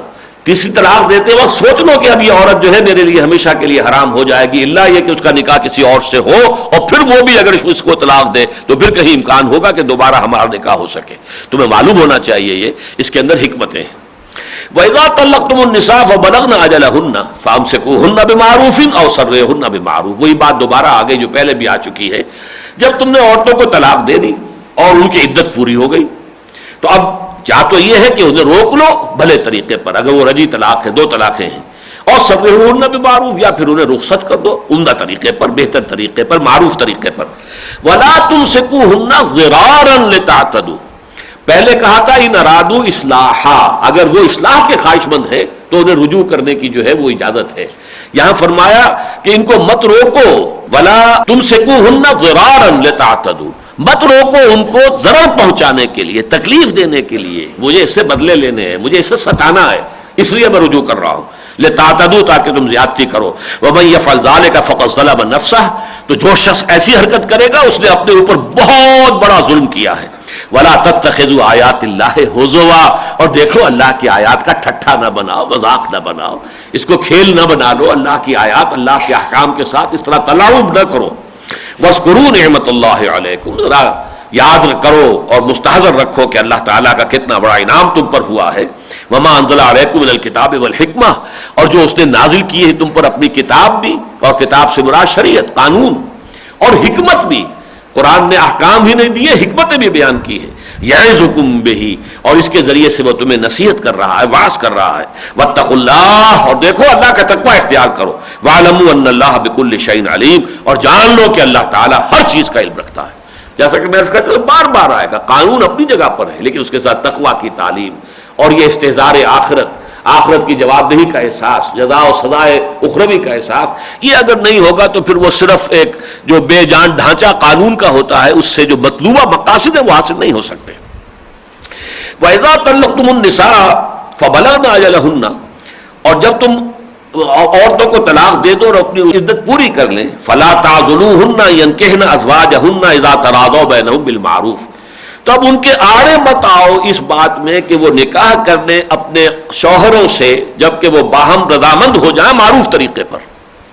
اب اس میں اصل میں دو رائے ہیں، ایک تو یہ کہ اور شوہروں سے، ایسا بھی ہوتا ہے کہ ایک شخص نے اپنی بیوی کو طلاق دی، اب کسی وجہ سے اس کے اندر ایک ایسا منفی جذبہ پیدا ہو گیا کہ وہ نہیں چاہتا کہ اس متعلقہ عورت کا کہیں نکاح ہو، تو اڑنگے لگانا، طرح طرح سے کہیں اس کا رشتہ ہو رہا ہے تو وہاں جا کر جو ہے کوئی خبریں دینا، کوئی اس طرح کی غلط باتیں کرنا تاکہ اس کا نکاح ہی نہ ہونے پائے۔ ایک تو یہ ہے کہ یہ مراد ہے اس سے کہ تم اس میں آڑے نہ آؤ، ان کے لیے جو بھی اللہ راستہ کھول دے اس کو راستے کو کھلا رہنے دو۔ اور دوسری رائے، میرے نزدیک یہ دوسری رائے زیادہ صحیح ہے یہاں پر، کہ اس کے بعد تم آڑے مت آؤ اس میں کہ وہ سابق شوہر بیوی دوبارہ آپس میں نکاح کر لیں، یعنی اگر صرف 2 طلاقیں ہوئی ہیں اور عدت پوری ہو چکی تو بائن تو ہو گئی طلاق، اب وہ علیحدہ تو ہو گئے، عورت آزاد ہے، لیکن اب اگر فرض کیجئے وہ دونوں نکاح کرنے کو تیار ہوں، اب عام طور پر کیا ہوتا ہے کہ لڑکی والے جو ہیں وہ کھڑے ہو جائیں، اس بدبخت سے تو اب تمہاری شادی ہم نہیں ہونے دیں گے، اس نے یہ کیا، اس نے یہ کیا، اس نے یہ کیا، اس نے یہ کیا، اب کسی صورت بھی تم دوبارہ اس کے گھر میں آباد نہیں ہو سکتی، ہمارے لیے یہ چیز جو ہے ناقابل، یہ بات غلط ہے۔ اگر وہ میاں بیوی راضی تو کیا کرے گا قاضی، اگر دوبارہ ان کے مابین کوئی وہ مصالحت ہو جائے، وہ تیار ہوں، آمادہ ہوں، تو جیسا کہ قانون ہے وہ دوبارہ نکاح کر سکتے ہیں، تو مت ان کے آڑے آؤ۔ اذا تراضوا بینہم بالمعروف ذالک یوعظ بہ من کان منکم یؤمن باللہ والیوم الآخر، یہ وہ شے ہے جس کی نصیحت کی جا رہی ہے تم میں سے ان کو جو ایمان رکھتے ہو اللہ پر اور یوم آخر پر۔ ظاہر بات ہے کہ جو اللہ پر اور یوم آخر پر ایمان نہیں رکھتے ان کے لیے بڑی سے بڑی نصیحت بیکار ہے، اثر ہوگا ہی نہیں، چکنے گھڑے کے اوپر پانی کی بوند پڑے گی اور چلی جائے گی۔ لہذا نصیحت تو در حقیقت انہی لوگوں کے لیے ہوتی ہے کہ دل کے اندر وہ بات جذب ہو رہی ہو، تو جو لوگ ایمان اللہ پر رکھتے ہیں اور آخرت پر ہیں انہی کے اندر، انہی کے قلوب کے اندر جو ہے وہ نصیحت اور وعظ کو جذب کرنے کی صلاحیت ہوتی ہے۔ ذالک یوعظ بہ من کان منکم یؤمن باللہ والیوم الآخر ذالکم ازکی لکم واطہر، اور یہی چیز تمہارے لیے زیادہ پاکیزہ بھی ہے، زیادہ پاک بھی ہے، ازکی اور اطہر۔ زکا اس شے کو کہتے ہیں اس میں نشو و نما کا امکان ہوتا ہے، آگے بڑھنے کا، اور اطہر جو پاک ہے تو اس کے اندر یقیناً بہتری ہے، اور اس میں یہ ہے تم پاکیزگی بھی ہے، اس میں کوئی تمہارے لیے حرج والی بات نہیں۔ واللہ یعلم وانتم لا تعلمون، اللہ جانتا ہے تم نہیں جانتے، اللہ نے اگر اس کی اجازت دی ہے تو یقیناً اس کے اندر حکمت ہے، تم خواہ اس کے آڑے آ رہے ہو۔ والوالدات یرضعن اولادهن حولین کاملین لمن اراد ان یتم الرضاعہ، اور ماؤں کے ذمے ہے کہ وہ دودھ پلائیں اولاد کو، اپنے بچوں کو 2 پورے کامل سال، ان کے لیے جو چاہتے ہو کہ اپنے بچوں کی رضاعت پوری کروائے۔ یعنی فرض کیجئے ایک شوہر نے اپنی بیوی کو طلاق دے دی، دودھ پیتا بچہ ہے، اب وہ چاہتا ہے کہ یہ میری جو متعلقہ بیوی ہے یہ اس بچے کو دودھ پلاتی رہے تاکہ اس کی نشو و نما نارمل طریقے پر ہو، صحیح ہو جائے، تو اس کے اندر کوئی حرج نہیں ہے، وہ والدہ جو ہے اگر اس بچے کو دودھ پلاتی رہے، لیکن وعلی المولود لہ رزقہن وکسوتہن بالمعروف، لیکن جس کا وہ بچہ ہے اس کے ذمے ہوگا ان کا رزق اور ان کا پہناوا بھلے طریقے پر، یعنی اس مدت رضاعت کے دوران نان نفقہ، اس میں کھانا پینا رزق آ گیا، اور لباس جو بنیادی ضرورتیں ہیں انسان کی وہ پوری کرنی ہوں گی، جبکہ وہ تمہارے بچے کو دودھ پلا رہی ہے۔ اب وہ تمہاری بیوی نہیں ہے، تمہارے بچے کی ماں ہے، تمہاری بیوی نہیں ہے، اس اعتبار سے اب اگر تمہارے بچے کو دودھ پلا رہی ہے تو گویا کہ وہ اس کے اوپر ایک اجرت لینے کی اور ایک اس کا اجر لینے کی، اس کا بدلہ لینے کی مستحق ہے، اس عرصے کے لیے اس کا جو ہے جس کو نان نفقہ ہم کہتے ہیں وہ اس کے ذمے رہے گا۔ وعلی المولود لہ رزقہن وکسوتہن بالمعروف لا تکلف نفس الا وسعها، کسی بھی جان پر ذمہ داری نہیں ڈالی جاتی مگر اس کی وسعت کے مطابق، یعنی اگر باپ غریب ہے تو اس کی غربت کے مطابق ہی پھر نان نفقہ ہوگا. یہ نہیں کہ عدالت یہ طے کر دے کہ اتنا نان نفقہ تمہیں دینا ہی ہے، چاہے وہ اس کی پہنچ میں ہو ہی نہ بیچارے کی. اگر کوئی امیر ہے، اچھا ہے، صاحب وسعت ہے، تو اس کو اس کے حساب سے. لا تکلف نفس الا وسعها لا تضار والدة بولدها ولا مولود له بولده، اور نہ ضرر پہنچائی جائے کسی ماں کو اپنے بچے کی وجہ سے، اور نہ کسی شخص کو جس کا وہ بچہ ہو اس کے بچے کی وجہ سے. یعنی ضرر نہ ماں کو نہ باپ کو. معاملہ ہونا چاہیے معروف طریقے سے، صحیح اندازے کے مطابق، باپ کی حیثیت کے مطابق. پنچ فیصلہ کر دے کہ اس قدر نان نفقہ تمہارے ذمے ہے، جب تک کہ یہ بچہ دودھ پیتا ہے بچہ تمہارا ہے، لیکن وہ اب تم اس کی ماں کو طلاق دے چکے ہو. تو اس کے اندر اصول کیا رہیں گے وہ یہاں بیان کر دیے گئے. وعلی الوارث مثل ذلک، اگر باپ کا انتقال ہو جائے تو جو اس کا وارث ہے اس کے ذمے بھی یہی بات رہے گی. یعنی یہ کہ یہ وہ حق ہے کہ جو باپ کے فوت ہو جانے کی وجہ سے ساقط نہیں ہو جاتا، بلکہ وہ مطلقہ عورت جو ہے اس کا نان نفقہ اس دودھ پلانے کے عرصے کے دوران اس کے متوفی جو ہے، جو فوت ہو گیا ہے، اس کے وارثوں کے ذمہ ہوگا.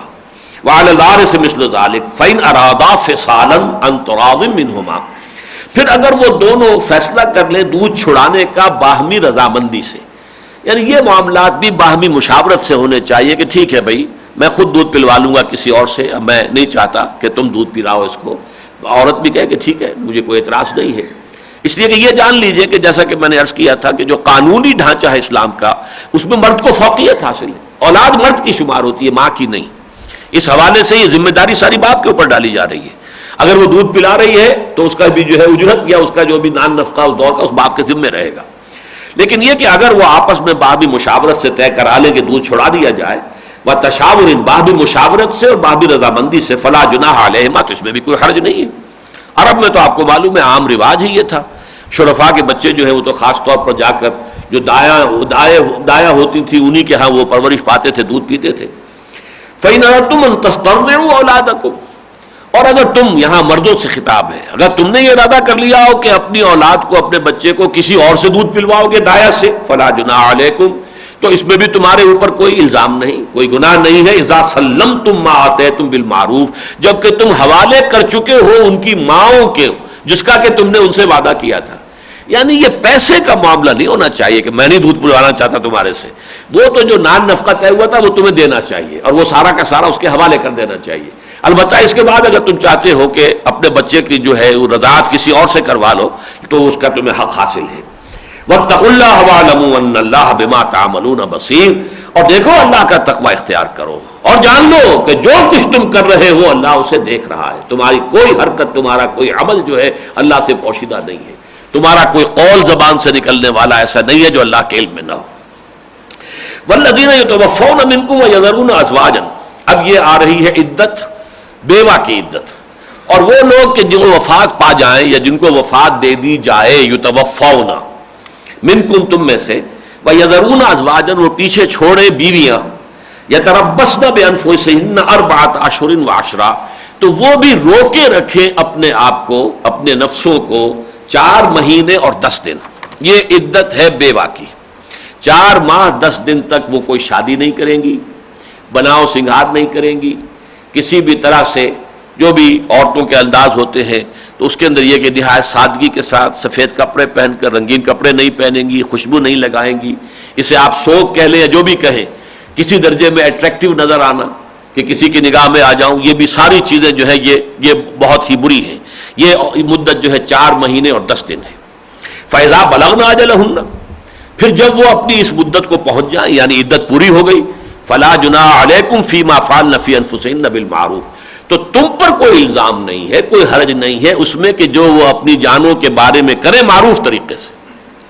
یعنی اب تم آڑے آؤ کہ وہ اور شادی نہ کرے، جیسے کہ ہمارے ہاں معاشرے کے اندر ہے، بیوہ کی شادی تو اچھی بات نہیں، لو جی 45 برس کی تھی، 50 برس کی تھی، بیٹھا ہی نہیں گیا اس نے شادی کر لی، غلط بات ہے. قرآن تو کہتا ہے انکحوا الایام منکم، جو بیواں ہیں ان کی شادیاں کرو لازماً. یہ تجدد کی زندگی جو ہے خلاف فطرت ہے، اللہ کو پسند نہیں ہے. لہذا اب تم آڑے مت آؤ. فلا جناح علیکم فیما فعلن فی انفسہن بالمعروف، گویا کہ عورت کو پورا قانونی تشخص دیا جا رہا ہے. صرف 4 مہینے 10 دن تو ہے، عدت ہے اس کے اندر، تو وہ پابند ہے. اور یہ بھی ہے کہ وہ شوہر کے گھر ہی میں رہے، اور یہ کہ آپ کو ضرورت کے تحت نکلے بھی تو رات باہر بسر نہ کرے، وہی رہے، اسی گھر میں رہے. یہ 4 مہینے 10 دن کی مدت کے بعد اب وہ آزاد ہے. شی از اے فری سٹیزن، وہ اس کا ایک شہری ہے، وہ اپنی شادی کر سکتی ہے جہاں چاہے کرے، اس میں کہیں رکاوٹ ڈالنے کی اجازت نہیں. واللہ بما تعملون خبیر، اور جان لو جو کچھ تم کر رہے ہو اللہ اس سے خوب باخبر ہے، اللہ سے چھپی ہوئی چیزیں نہیں ہیں. ولا جناح علیکم فیما عرضتم به من خطبۃ النساء، اور کوئی حرج نہیں ہے، کوئی گناہ نہیں ہے تم پر اگر تم اشارے کنائے میں کوئی رشتے کی بات بھی کرو عورتوں کے ساتھ. یعنی کوئی بیوہ ہے، اب اس کے ساتھ کوئی رشتے کی بات چیت براہ راست کرنا، کھل کر بات کرنا، عہد و پیمان کر لینا کہ عدت ختم ہوگی تو پھر ہم آپس میں نکاح، یہ غلط ہے، یہ حرام ہے. البتہ یہ ہے کہ کوئی اشارہ کنایا کسی خاتون تک کوئی پیغام پہنچانے کا کوئی ذریعہ ایسا ہو تو کوئی حرج نہیں. ولا جناح علیکم فیما عرضتم، اشارے میں کوئی بات کہو، من خطبۃ النساء، عورتوں کو نکاح کے پیغام دینے میں، او اکننتم فی انفسکم، یا یہ کہ تم اپنے دلوں میں چھپا کر رکھو. یہ بات کیوں کہی ہے؟ اس لیے کہ یہ صحابہ اکرام کا معاملہ تھا نا، کہ کہیں ایسا سمجھے کہ اگر دل میں بھی بات ہے تو مواخذہ ہو جائے گا، اللہ کے یہاں پکڑ ہو جائے گی کہ ایک بیوہ کے بارے میں تمہارے دل میں بھی یہ خیال کیوں آیا. نہیں، دل میں خیال آئے گا. ویسے بھی یہ کہ وسوسوں پر تو گرفت ہی نہیں ہے، وسوسہ جو ہے برے سے برا بھی ہو تو اس پر کوئی گرفت نہیں ہے جب تک کہ زبان سے نہ کہا جائے. تو اگر تمہارے دل میں خیال ہے کہ فلاں خاتون جو ہے بیوہ ہو گئی ہے، اب اس کی عدت ختم ہو تو پھر میں اسے نکاح کا پیغام دے دوں گا، تو کوئی حرج نہیں. علم اللہ انکم ستذکرونہن، اللہ تعالیٰ کے علم میں ہے کہ تمہیں ان کا دھیان آئے گا ہی، یہ خیال آئے گا، ہو سکتا ہے. اس میں کوئی بات ایسی نہیں ہے کہ جو خلاف فطرت ہو اور کوئی معمولات کے خلاف ہو. ولیکن لا تواعدوہن سرا الا ان تقولوا قولا معروفا، لیکن یہ کہ کوئی وعدہ وعید کر کے جو ہے خفیہ طور پر نہ رکھو کہ طے ہو جائے کہ یہ اب ہمارے درمیان معاملہ ہو گیا، اب یہ جو ہے اس طرح مدت ختم ہوتے ہی ہم نکاح کر لیں گے. یہ جو ہے خفیہ معاہدہ کر لینا جائز نہیں ہے. الا تقولوا قولا معروفا، سوائے یہ کہ تم کوئی بات معروف انداز میں، کوئی اشارے کنائے میں بات کہہ دو. ولا تعزموا عقدۃ النکاح حتى يبلغ الکتاب اجلہ، اور نکاح کی گرہ باندھنے کا ارادہ نہ ہرگز کرنا جب تک کہ کتاب کی مدت پوری نہ ہو جائے. یہاں کتاب سے مراد قانون ہے، یعنی قانون جو ہے عدت کا جب تک کہ وہ پورا نہ ہو جائے. حتى يبلغ الکتاب اجلہ، یہاں تک کہ قانون کی مدت پوری ہو جائے. یہ لفظ جو ہے نوٹ کر لیجئے، یہ خاص طور پر یہ کہ قرآن مجید میں جو 4 مرتبہ الفاظ آئے حضور کے بارے میں، یتلو علیہم آیاتہ ویزکیہم ویعلمہم الکتاب والحکمہ، وہاں کتاب سے مراد ہے احکام شرعی، اوامر و نواہی، یہ چیزیں حرام، یہ تم پر فرض، یہ لازم. تو فرمایا نکاح کی گرہ مت باندھو، ولا تعزموا عقدۃ النکاح حتى يبلغ الکتاب اجلہ، یہاں تک کہ قانون کا اپنی پوری مدت پوری کر لے. وَاعْلَمُوا أَنَّ اللَّهَ يَعْلَمُ مَا فِي أَنفُسِكُمْ فَاحْذَرُوا، اور دیکھو، جان لو اللہ جانتا ہے جو کچھ تمہارے جیوں میں ہے، دل میں ہے، بس اس سے ڈرتے رہا کرو. یعنی ایک تو یہ کہ تم نے جو کچھ کہا ہے، اور ایک تمہارے دل میں جو وہ بھی اللہ کے علم میں ہے، اس میں جس پر گرفت نہیں ہے، لیکن آپ نے کوئی بری نیت دل میں کی ہوئی ہے، برا ارادہ کیا ہوا، تو اس برے ارادے کے اوپر بھی پکڑ ہے. فاحذروہ، تو اس سے ڈرتے رہو. وَاعْلَمُوا أَنَّ اللَّهَ غَفُورٌ حَلِيمٌ، اور یہ بھی جان لو ساتھ ہی اللہ تعالیٰ غفور بھی ہے، بخشنے والا ہے، حلیم ہے، حلم والا ہے، تحمل والا ہے. وہ فوراً نہیں پکڑتا، اصلاح کی مہلت دیتا ہے، وقت دیتا ہے کہ تم اپنی اصلاح کر لو، درست کر لو اپنے آپ کو. لا جناح علیکم ان طلقتم النساء ما لم تمسوهن او تفرضوا لهن فریضہ، اور تمہارے لیے کوئی گناہ کی بات نہیں ہے کہ تم اپنی بیویوں کو طلاق دے دو جن کو نہ تو تم نے اب تک چھوا ہو یا ان کے لیے کوئی مہر مقرر کیا ہو. نکاح تو ہو گیا تھا لیکن مہر بھی مقرر نہیں تھا، اور ابھی وداعی نہیں ہوئی، الوداعی نہیں ہوئی، کوئی جس کو کہتے ہیں کہ ملاقات نہیں ہوئی، خلوت صحیحہ نہیں ہوئی، اس سے پہلے ہی کوئی نوبت آ گئی طلاق کی، تو اس میں بھی کوئی حرج نہیں. جیسا کہ میں نے عرض کیا، اس معاملے میں وسعت رکھی ہے شریعت نے دین کے اندر، کیونکہ پچھلے زمانے میں بچپن کے نکاح جو ہے وہ بھی وہ قانوناً جائز ہے، لیکن یہ کہ اس کے بعد فرض کیجئے کہ ایک شخص جوان ہوتا ہے تو وہ اس نکاح کو باقی نہیں رکھنا چاہتا، یا وہ بچی جو ہے وہ جوان ہو گئی ہے، وہ اس نکاح کو پسند نہیں کرتی ہے، تو خیار بلوغ، یا اب یہ فقہی مسائل ہیں کہ کس کا کس حد تک اختیار ہے. لیکن یہ کہ فرض کیجئے کہ ایسا ہے کہ نکاح تو ہو گیا تھا لیکن نہ تو مہر مقرر ہوا اور نہ ہی ابھی ان کی کوئی ملاقات ہوئی ہے. لا جناح علیکم ان طلقتم النساء ما لم تمسوهن او تفرضوا لهن فریضہ وَمَتِّعُوهُنَّ، لیکن اس حالت میں بھی انہیں کچھ نہ کچھ دے دلا کر رخصت کرو. متاع دو، کچھ سامان دو. آخر تمہارے نام سے منسوب رہی ہے، تمہارے ساتھ اس کا ایک جو ہے نام جڑا رہا ہے، ایک رشتہ رہا ہے، قائم رہا ہے، تو تمہاری مردانگی جو ہے اس کا تقاضا یہ ہے، قوامیت کا تقاضا یہ ہے کہ اگر اس کا رشتے کو ختم کر رہے تو اسے کچھ دے دلا کر. وَمَتِّعُوهُنَّ عَلَى الْمُوسِعِ قَدَرُهُ وَعَلَى الْمُقْتِرِ قَدَرُهُ، جو وسعت والا ہے، غنی ہے، دولت والا ہے، وہ اپنی مقدرت کے مطابق دے دلا دے، اور جو تنگ دست ہے وہ اپنی مقدرت جو ہے اس کے مطابق دے دلا دے، لیکن کچھ نہ کچھ دے دلا کر معاملے کو ختم کیا جائے. متاع بالمعروف، لیکن یہ ساز و سامان دینا بھی بھلے طریقے پر معروف انداز میں ہونا چاہیے. حقا علی المحسنین، یہ حق ہے محسنوں کے ذمے. یہ اعلیٰ کا لفظ آ گیا ذمے، جو مسئولیت ہوگی جس کی، یہ بھی اللہ تعالیٰ کی طرف سے ایک حق ہے جو طے کر دیا گیا ہے ان لوگوں کے لیے جو اچھی احسان کی روش اختیار کرنا چاہیں. وَإِن طَلَّقْتُمُوهُنَّ مِن قَبْلِ أَن تَمَسُّوهُنَّ وَقَدْ فَرَضْتُمْ لَهُنَّ فَرِيضَةً، اور اگر تم نے طلاق دے دی ہو ان کو اس سے پہلے کہ تمہاری ان سے ملاقات ہوئی ہو، لیکن یہ کہ مہر مقرر ہو چکا تھا، وَقَدْ فَرَضْتُمْ لَهُنَّ فَرِيضَةً، تم نے ان کے لیے مہر کی ایک مقدار معین کر دی تھی، فَنِصْفُ مَا فَرَضْتُمْ، تو اب تمہارے ذمے آدھے مہر کی ادائیگی ہوگی جو معین ہوا تھا. مہر معین ہو گیا، لیکن یہ کہ ابھی وداعی نہیں ہوئی، نہ خلوت سیاح ہوئی، نہ ملاقات ہوئی، طلاق کی نوبت آ گئی، تو جو مہر معین ہوا اس کا نصف واجب الادا ہوگا. الا ان یعفون، الا یہ کہ یا تو وہ عورتیں معاف کر دیں کہ ٹھیک ہے جی ہمیں نہیں چاہیے، ہمیں کچھ نہیں چاہیے، ہمیں کوئی مہر نہیں چاہیے، ہمارا جب وداعی ہوئی نہیں ہے تو ہمیں کوئی مہر کی ضرورت نہیں، انہیں اختیار ہے، وہ حق جو ان کا ہے نصف کا وہ اس سے دستبردار ہو جائیں. او یعفو الذی بیدہ عقدۃ النکاح، یا پھر یہ کہ وہ شخص جو ہے اس معاملے کے اندر رعایت کرے کہ جس کے ہاتھ میں نکاح کی گرہ ہے. اب یہ دیکھیے بہت ہی حکیمانہ الفاظ ہیں. نکاح کی گرہ جو ہے وہ مرد کے ہاتھ میں، عورت کے ہاتھ میں نہیں. مرد جو ہے وہ نکاح کی گرہ باندھتا ہے. آپ کو معلوم ہے کہ نکاح ہوتا ہے تو لڑکی والے کی طرف سے اس کا وکیل جو ہے وہ اجازت دیتا ہے نکاح خواہ کو، اور نکاح خواہ جو ہے وہ پیشکش کرتا ہے کہ میں فلاں کو اتنے مہر کے حوالے سے تمہارے نکاح میں دیتا ہوں. مرد قبول کرتا ہے. یہ قبول کرنے پر یہ جو ہے گرہ بن گئی. اب تو گویا کہ جو گرہ ہے نکاح کی وہ مرد کے ہاتھ میں، باندھی بھی اس نے ہے اور کھول بھی ہو سکتا ہے جب چاہے. غلط اگر کھولے گا تو اللہ کے ہاں پکڑا جائے گا، عذاب ہوگا، مسئولیت ہوگی، جواب دہی ہوگی. بلا وجہ تم نے کسی عورت جو ہے اس کے ساتھ یہ زیادتی کی ہے، لیکن یہ کہ قانوناً اسے اجازت ہے، وہ جب چاہے جو ہے طلاق دے دے. تو جس کے ہاتھ میں نکاح کی گرہ ہے اس سے زیادہ رعایت کا جو ہے کرنا چاہیے اور زیادہ جو ہے ثبوت دینا چاہیے وسعت کا، وسعت قلبی کا. تو فرمایا کہ آدھا جو ہے مہر واجب ہوگا. الا یعفونا، الا یہ کہ یا تو عورتیں معاف کر دیں، اور یعفو الذی بیدہ عقدۃ النکاح، یا وہ معاف کرے جس کے ہاتھ میں گرہ ہے نکاح کی. وان تعفوا اقرب للتقوی، اور دیکھو اے مردو اگر تم جو ہے وہ معاف کرو اور وہ زیادہ دو اور دو وسعت قلب کا مظاہرہ کرو تو یہ اقرب ہے، زیادہ قریب ہے تقویٰ سے، اور تمہارے اپنے مقام سے بھی تمہاری مردانگی کا تقاضا ہے کہ تم اس میں سخاوت کا ثبوت دو. بجائے آدھے کے پورا مہر دے دو، کیا حرج ہے؟ تین چوتھائی دے دو، یا آدھا مہر تو اللہ نے مقرر کیا، کچھ مزید اپنی طرف سے دے دو. تو یہ جو اگر تم کرو گے وان تعفوا اقرب للتقوی ولا تنسبوا الفضل بینکم، اور دیکھو اپنے مابین معاملات کے اندر فضل کو نہ بھولا کرو. اب یہاں اس کے دو معنی ہو سکتے ہیں. ایک تو فضل وہ ہوتا ہے کہ جو حق سے زیادہ دیا جائے، وہ فضل ہے. حق تو ہے دو کا، آدھے مہر کا، آپ نے زیادہ دیا تو یہ فضل ہے.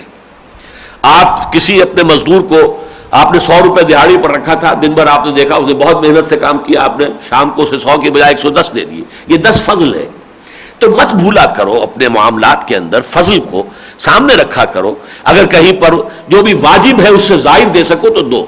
اور دوسرا اس کا مفہوم یہ ہے کہ جو فضیلت اللہ نے مردوں کو دی ہوئی ہے وَلِلرِّجَالِ عَلَيْهِنَّ دَرَجَةٌ، اس فضیلت کا خیال کرو کہ تمہیں جو ہے اس معاملے کے اندر بہت سیر چشم ہونا چاہیے، بہت وسیع القلب ہونا چاہیے، تمہاری طرف سے سخاوت کا مظاہرہ ہونا چاہیے. عورت جو ہے صنف نازک ہے، صنف ضعیف ہے، لہذا اس کے ساتھ رعایت کرنی چاہیے. اور فرمایا وَلَا تَنْسَبُوا الْفَضْلَ بَيْنَكُمْ إِنَّ اللَّهَ بِمَا تَعْمَلُونَ بَصِيرٌ، یقیناً جو کچھ تم کر رہے ہو اللہ اس کو دیکھ رہا ہے. اب اس کے بعد وہ آیات آئی ہیں کہ جن کا تعلق بظاہر جو ہے کوئی نہیں ہے اس ساری جو ہے قانون طلاق سے، لیکن وہ در حقیقت نقطہ عروج ہے جو بار بار تقوی کی بات کی جا رہی ہے، ایمان کی بات کی جا رہی ہے، یاد رکھو اللہ تمہیں دیکھ رہا ہے، جان رکھو تمہیں اللہ سے ملاقات کرنی ہے، تمہیں جواب دہی کرنی ہے، ان سب کے لیے جو ہمارے دین میں یاد دہانی کا نظام بنایا گیا وہ نماز ہے. اس لیے کہ انسان کی فطرت کے اندر ہے یہ نسیان، بلکہ ایک عام جو مقولہ مشہور ہے، الانسان مرکب من الخطاء والنسیان، انسان تو دو چیزوں کا مرکب ہے، دو چیزوں کا حاصل ضرب ہے، ایک خطا ایک نسیان، ایک بھول ایک خطا.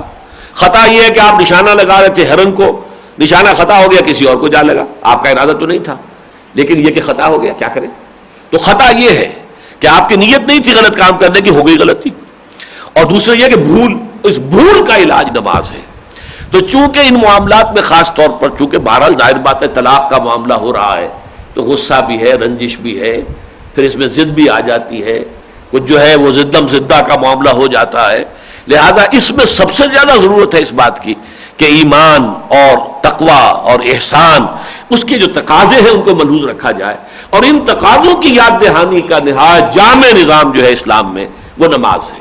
حافظوا علی الصلوات والصلاۃ الوسطی وقوموا للہ قانتین، محافظت کرو، پوری طریقے سے چوکسی کرو، حفاظت دو، پہرا دو تمام نمازوں پر، اور خاص طور پر نماز وسطی پر، درمیانی نماز پر.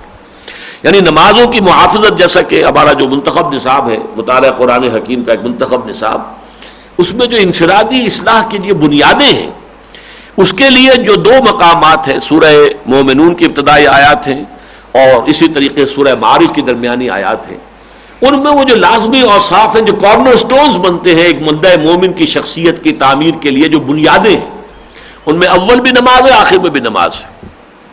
قد افلح المؤمنون الذين هم في صلاتهم خاشعون والذين هم عن اللغو معرضون والذين هم للزكاة فاعلون والذين هم لفروجهم حافظون الا على ازواجهم وما ملكت ايمانهم فانهم غير ملومين.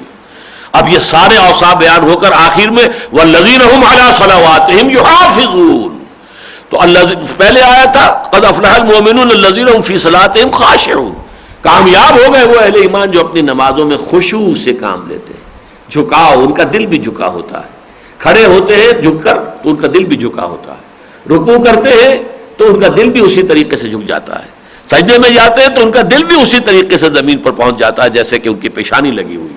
یہ جو خشوع ہے. اور آخر میں والذین هم علی صلواتهم یحافظون، اور وہ لوگ کہ جو اپنی نمازوں کی محافظت کرتے ہیں، پہرا دیتے ہیں، چوکس رہتے ہیں، کوئی نماز ضائع نہ ہو، وقت پر ادا کی جائے، تمام شرائط جو ہیں آداب ان کو پورا کرتے ہوئے ادا کی جائے. تو حافظوا علی الصلوات والصلاۃ الوسطی، محافظت کرو پوری طرح، پہرا دو نمازوں پر، اور خاص طور پر نماز وسطی. اب اس میں اختلاف ہے. ایک تو یہ کہ وسطی اوسط کا یہ مؤنث ہے، اوسط کہتے ہیں درمیانی شے، اور درمیانی شے اچھی ہوتی ہے، حسین ہوتی ہے، افراط و تفریط وہ خراب ہوتے ہیں. تو اچھی نماز، یعنی کوشش یہ کرو نماز اچھی سے اچھی پڑھو، نماز میں احسان کی کیفیت ہو جائے. ان تعبد اللہ کانک تراہ فإن لم تکن تراہ فإنہ یراک، تو ہر نماز جو ہے وہ بہترین طریقے سے ادا کرو. ایک تو یہ معنی لیے گئے بالعموم، اور ایک معنی یہ ہے کہ نمازوں میں سے کوئی خاص نماز ہے کہ جس کا ذکر ہے والصلاۃ الوسطی. اب وہ خاص نماز کون سی ہے؟ درمیانی نماز. اب یہ 5 نمازیں جو چل رہی ہیں، ویسے تو 24 گھنٹے کا ایک دور ہے، ان میں سے ہر ایک کو درمیانی کہا جا سکتا ہے، لیکن زیادہ رائج جو ہے وہ عصر کی نماز ہے.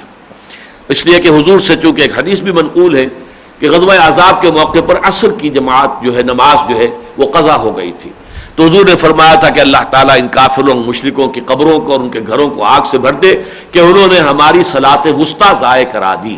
اب وہ صلاح جو تھی وہ عصر کی تھی، تو اس سے لوگ سمجھتے ہیں کہ اس سے مراد عصر کی نماز ہے.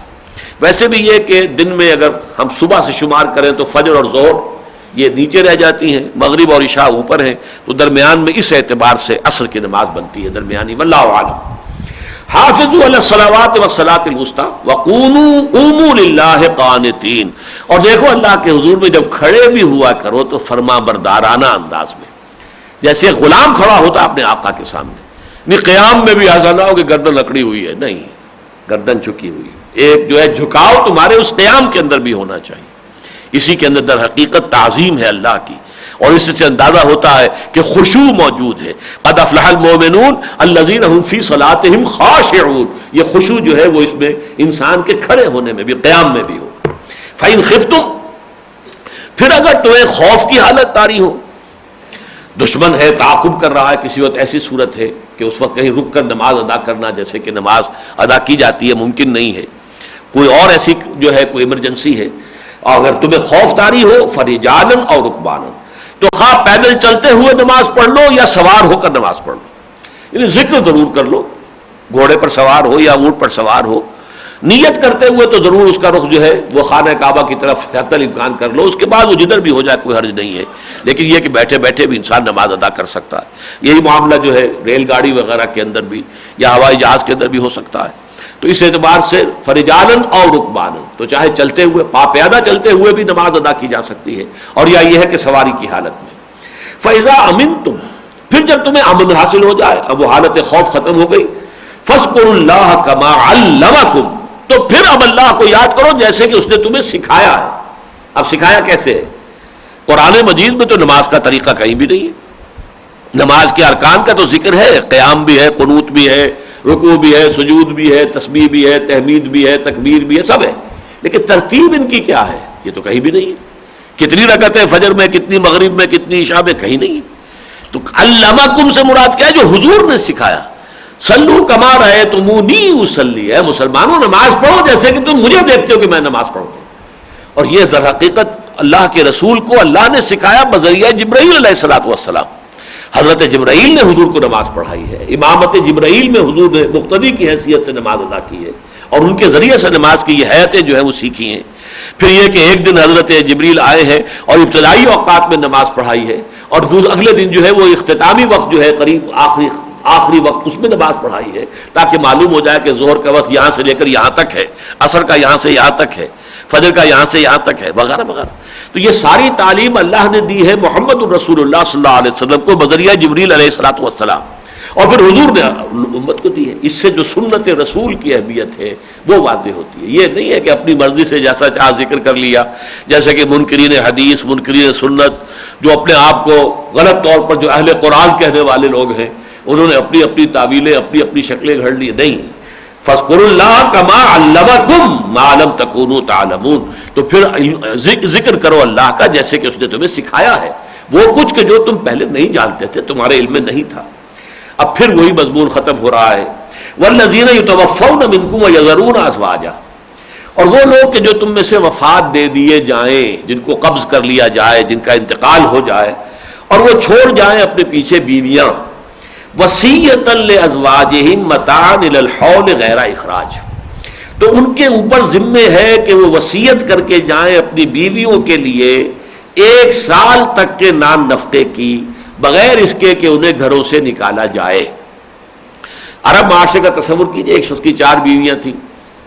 اب یہ کہ فوت ہو گیا، بیٹا ایک ہی ہے، وہ ایک تو ظاہر بات ہے کسی ایک ہی بیوی سے ہے، تو وہ تو اس کو تو اپنی ماں سمجھے گا، باقی اس کو سمجھے گا یہ بوجھ ہے میرے اوپر خامخواہ کا، میں نے خامخواہ ان کا نان نفقہ یہ وہ میں کاہے کو دوں. یہ تمام چیزیں جو ہے اس خاص پس منظر کے اندر ہیں.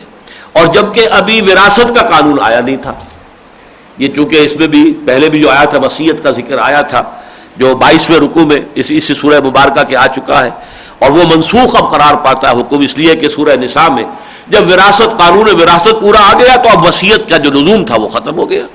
زیادہ سے زیادہ تہائی کے حق میں وصیت ہو سکتی ہے، اور وہ بھی کسی وارث کے حق میں نہیں ہو سکتی. لا وصیت لوارث، جس کا اللہ نے حق مقرر کر دیا اس میں باپ اور کوئی اضافہ نہیں کر سکتے. لیکن یہاں بھی وہی معاملہ ہے کہ جب تک وہ وراثت کا قانون نہیں آیا تھا تو یہ حکم دیا گیا کہ جو بھی بیوائیں ہیں ان کو ایک تو یہ کہ 1 سال تک سابق شوہر کے گھر سے نکالا نہ جائے، انہیں بوجھ نہ سمجھا جائے اپنے اوپر. یہ ان کا حق ہے کہ وہ اپنے سابق شوہروں کے گھروں میں رہیں وہ بیوائیں 1 سال تک، اور یہ کہ اس سال تک ان کے لیے متاع، ان کے لیے نان نفقہ بھی جو ہے وہ وارث کے ذمے رہے گا. والذین یتوفون منکم ویذرون ازواجا وصیۃ لازواجہم متاعا، لیکن یہ کہ اس کے لیے وصیت کر کے جائیں، اس لیے کہ وہ جو وارث ہے اسے معلوم ہو کہ میرے والد کی یہ وصیت ہے، اس کے حوالے سے میں پابند ہوں کہ میں اب یہ ذمہ داری پوری کروں. فإن خرجنا، البتہ اس سال کے اندر عدت تو ان کی پوری ہو گئی 4 مہینے 10 دن میں، اب اگر وہ خود نکلتی ہیں جا کر کہیں اور نکاح کر لیتی ہیں فَإِنْ خَرَجْنَا فَلَا جُنَاحَ عَلَيْكُمْ فِي مَا فَعَلْنَ فِي أَنفُسِهِنَّ مِن مَّعْرُوفٍ، تو تم پر کوئی گناہ نہیں ہے جو کچھ بھی وہ اپنی جانوں کے بارے میں طے کریں معروف طریقے سے، بھلے طریقے سے، تو اس کا اختیار ان کو برقرار ہے۔ اب اگر انہوں نے شادی اور کرنے کا فیصلہ کر لیا تو ٹھیک ہے، تمہاری ذمہ داری ختم ہو گئی۔ اب جس کے ہاں وہ جا رہی ہیں، وہ نکاح جس سے کر رہی ہیں، ان کی ذمہ داری ہے، عام نفقہ جو ہے وہ ان کے ذمہ ہوگا۔ تو فَإِنْ خَرَجْنَا فَلَا جُنَاحَ عَلَيْكُمْ فِي مَا فَعَلْنَ فِي أَنفُسِهِنَّ مِن مَّعْرُوفٍ، البتہ معروف طریقے پر۔ اب اس معروف کے اندر بہت سی چیزیں آ جائیں گی۔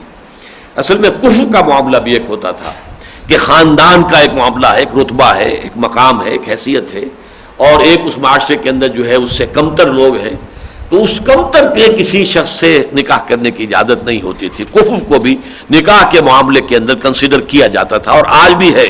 ہم کفر میں بات کی جائے، یعنی آج کے کفر کے حوالے سے میں یہ کہوں گا کہ مثلاً یہ کہ ویسے تو یہ کہ تمام مسلمان، جیسا کہ امام ابو حنیفہ رحمۃ اللہ علیہ کا قول ہے کہ المسلم کفر لکل مسلم، ہر مسلمان ایک دوسرے کا کفر ہے، لیکن ہوتا یہ ہے کہ ایک زمیندار گھرانہ ہے، اس کی اپنی نفسیات ہوتی ہے، ایک کاروباری گھرانہ ہے، اس کی اپنی نفسیات ہوتی ہے، اور ایک ملازم پیشہ لوگ ہیں، ان کی اپنی نفسیات ہوتی ہے۔ ملازم پیشہ کو معلوم ہے ایک مہینے کے بعد اتنے روپے آنے ہی آنے، بعد اللہ خیر صلی اللہ۔ زمیندار کا یہ ہے کہ وہ اللہ کا رزق ہے، فصل اچھی ہو گئی تو وارے نیارے، ورنہ یہ کہ ہو سکتا ہے فاقے بھی آ جائے۔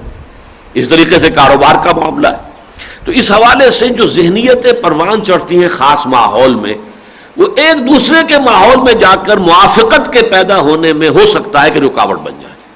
لہذا یہ کفر کے معاملے کو کہ ایک ہی طرح کا معاشرتی رتبہ بھی ہو۔ اب ایک بہت امیر گھر کی بیٹی کو آپ نے بیاہ دیا کسی بہت ہی غریب گھرانے کے اندر، اس کے لیے وانبا کرنا مشکل ہو جائے گا، اس کی عادتیں کچھ اور پروان چڑھی ہوئی ہیں، کسی اور چیز کی وہ عادی ہو چکی ہے۔ یا ایک بہت ہی غریب گھرانے کی لڑکی جو ہے وہ آپ نے بہت امیر گھرانے میں پہنچا دی، اب اس کی اپنی ایک ذہنیت ہوگی، وہاں جا کے ہو سکتا ہے کہ اس کی وہ نفسیاتی جو ساخت ہے وہ اس نئے سانچے میں فٹ نہ بیٹھے۔ تو اس حوالے سے کفر کا تو بالمعروف کے اندر کفر بھی شامل ہے۔ ایک یہ کہ بھلے طریقے سے جو بھی شریعت کے آداب ہیں نکاح کے، اس کے مطابق اگر وہ نکاح کرتی ہیں تو اس کے اندر تمہارے اوپر کوئی الزام نہیں ہے۔ واللہ عزیز الحکیم، پھر دوبارہ وہی، اللہ زبردست ہے، جو چاہے حکم دے، اس کا اختیار ہے، مطلق ہے، وہ حاکم مطلق، مطاع مطلق اور حکیم ہے، اس کا کوئی حکم جو ہے حکمت سے خالی نہیں ہے۔ وَلِلْمُطَلَّقَاتِ مَتَاعٌ بِالْمَعْرُوفِ، اسی طریقے سے مطلقہ عورتوں کے لیے بھی متاع جو ہے بالمعروف، وہ بھی بھلے طریقے سے اس کا نان نفقہ جو ہے عدت تک تو لازمن ہے، سب کے ذمے ہے، عدت پورا کرنے تک شوہر کے ذمے سابق طلاق دینے والے، چاہے وہ طلاق مغلظ ہو، عدت کے دوران نان نفقے کا حق جو ہے کہ ذمہ داری جو ہے وہ رہے گی۔ متاع بالمعروف حقا علی المتقین، اور یہ ذمہ داری ہے متقین پر، حقا علی المتقین، یہ اعلیٰ پھر آ گیا اسی مفہوم میں، جس کے لیے وہ مسئول ہے، یہ ذمہ داری ہے، یہ اللہ تعالیٰ کی طرف سے عائد کردہ ذمہ داری ہے، اس کو ادا کرنا جو ہے وہ گویا کہ حکم خداوندی کو پورا کرنا ہے۔ کذالک یبین اللہ لکم آیاتہ لعلکم تعقلون، اسی طریقے سے اللہ تعالیٰ تمہارے لیے اپنی آیات کو واضح کرتا ہے تاکہ تم عقل سے کام لو، سمجھو، غور کرو، ان کی حکمتوں کو سمجھنے کی کوشش کرو۔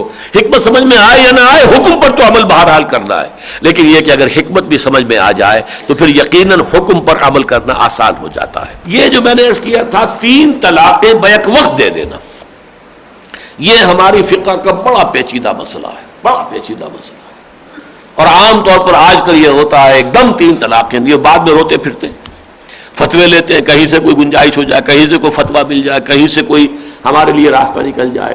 تو پہلی بات تو یہ سمجھ لیجئے کہ 3 طلاقیں بیک وقت دینا بہت بڑا گناہ ہے، اور یہ ایسا گناہ ہے کہ جس پر حضرت عمر تعزیراً کوڑے لگواتے تھے، یہ تم نے کیوں کیا؟ لیکن یہ کہ وہ بہرحال نافذ ہو جاتا ہے، یہ اصل میں ہمارے ہاں اختلاف ہے۔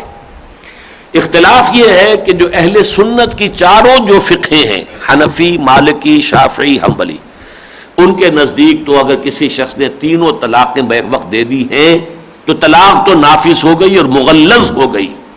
اب یہ مغلظ ہے، اب بغیر اس کے کہ اس عورت کا نکاح کہیں اور ہو اور پھر وہ کہیں اس کو اگر کسی وجہ سے طلاق ہو جائے تو اس کے بعد دوبارہ امکان ہے کہ وہ سابق شوہر سے نکاح کر سکے، ورنہ نہیں۔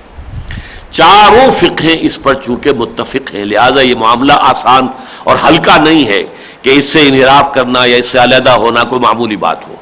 اس لیے کہ فقہ حنفی، فقہ مالکی، فقہ حنبلی، فقہ شافعی چاروں اس پر متفق ہیں۔ البتہ ایک تو فقہ جعفری جو ہے اہل تشیع کی، وہ اس کو تسلیم نہیں کرتی۔ ان کے نزدیک ایک وقت میں 1000 طلاقیں بھی دی ہو تو وہ ایک ہی طلاق شمار ہوگی، اور ایک طلاق ہوگی تو رجی ہوگی، رجوع ہو سکتا ہے۔ اور یہی رائے ہمارے ہاں جو ایک 5واں طبقہ ہے اہل سنت کا، اہل سنت سے تو وہ خارج نہیں ہے، اہل حدیث حضرات، بلکہ ایک اعتبار سے تو وہ زیادہ کلیم کرتے ہیں کہ ہم سنت پر چلنے والے ہیں۔ بہرحال اہل حدیث یہ انہوں نے اپنے لیے لقب اختیار کیا ہے، یا سلفی اپنے آپ کو کہتے ہیں۔ ان کا موقع بھی وہی ہے کہ جو اہل تشیع کا ہے، کہ ایک وقت کی دی ہوئی طلاقیں اگر چاہے 1000 ہوں، 2 ہوں، 3 ہوں، 4 ہوں، 5 ہوں، جتنی بھی ہوں، وہ ایک ہی شمار ہوگی اور وہ طلاق رجی ہوگی۔ اور یہ فتویٰ ہے اصل میں امام ابن تیمیہ کا رحمۃ اللہ علیہ۔ امام ابن تیمیہ کو ہمارے علماء، فقی علماء جو ہیں، حنفی علماء، وہ بھی علم کا بحر زخار مانتے ہیں۔ یہ الفاظ میں آپ کو سنا رہا ہوں مولانا سید محمد یوسف بن نوری رحمۃ اللہ علیہ کے، انہوں نے مجھ سے کہا، لیکن ساتھ ہی یہ بھی کہا کہ ہم ابن تیمیہ کو علم کا بحر زخار مانتے ہیں، لیکن پھر بھی انہیں کوئی اہمیت دینے کو تیار نہیں ہے۔ یہ ان کا اپنا قول تھا۔ یعنی بہرحال چونکہ وہ حنفی مسلک سے ہٹ کر انہوں نے وہ چونکہ مجتہد مطلق اپنے آپ کو سمجھتے تھے، اور میں سمجھتا ہوں کہ تھے بھی، انہوں نے ایک بالکل علیحدہ چاروں سے آزاد ہو کر ایک رائے دی ہے، اس کے دلائل دی ہیں۔ بہت بڑے عالم تھے، قرآن کے، سنت کے، حدیث کے، فقہ کے، منطق کے، فلسفے کے، بہت ہی بڑے عالم، اور یقیناً مجددین امت میں ان کا ایک مقام ہے، نمایاں مقام ہے۔ تو اہل حدیث حضرات کا موقف جو ہے وہ امام ابن تیمیہ کی رائے پر ہے۔ اب اس میں صورت یہ ہے کہ اس وقت جو معاشرہ ہمارے پاس ہے، اس میں یقیناً ضرورت تو محسوس ہوتی ہے کہ اصلاح کی جائے اس میں، لیکن اصلاح کس طور سے ہو؟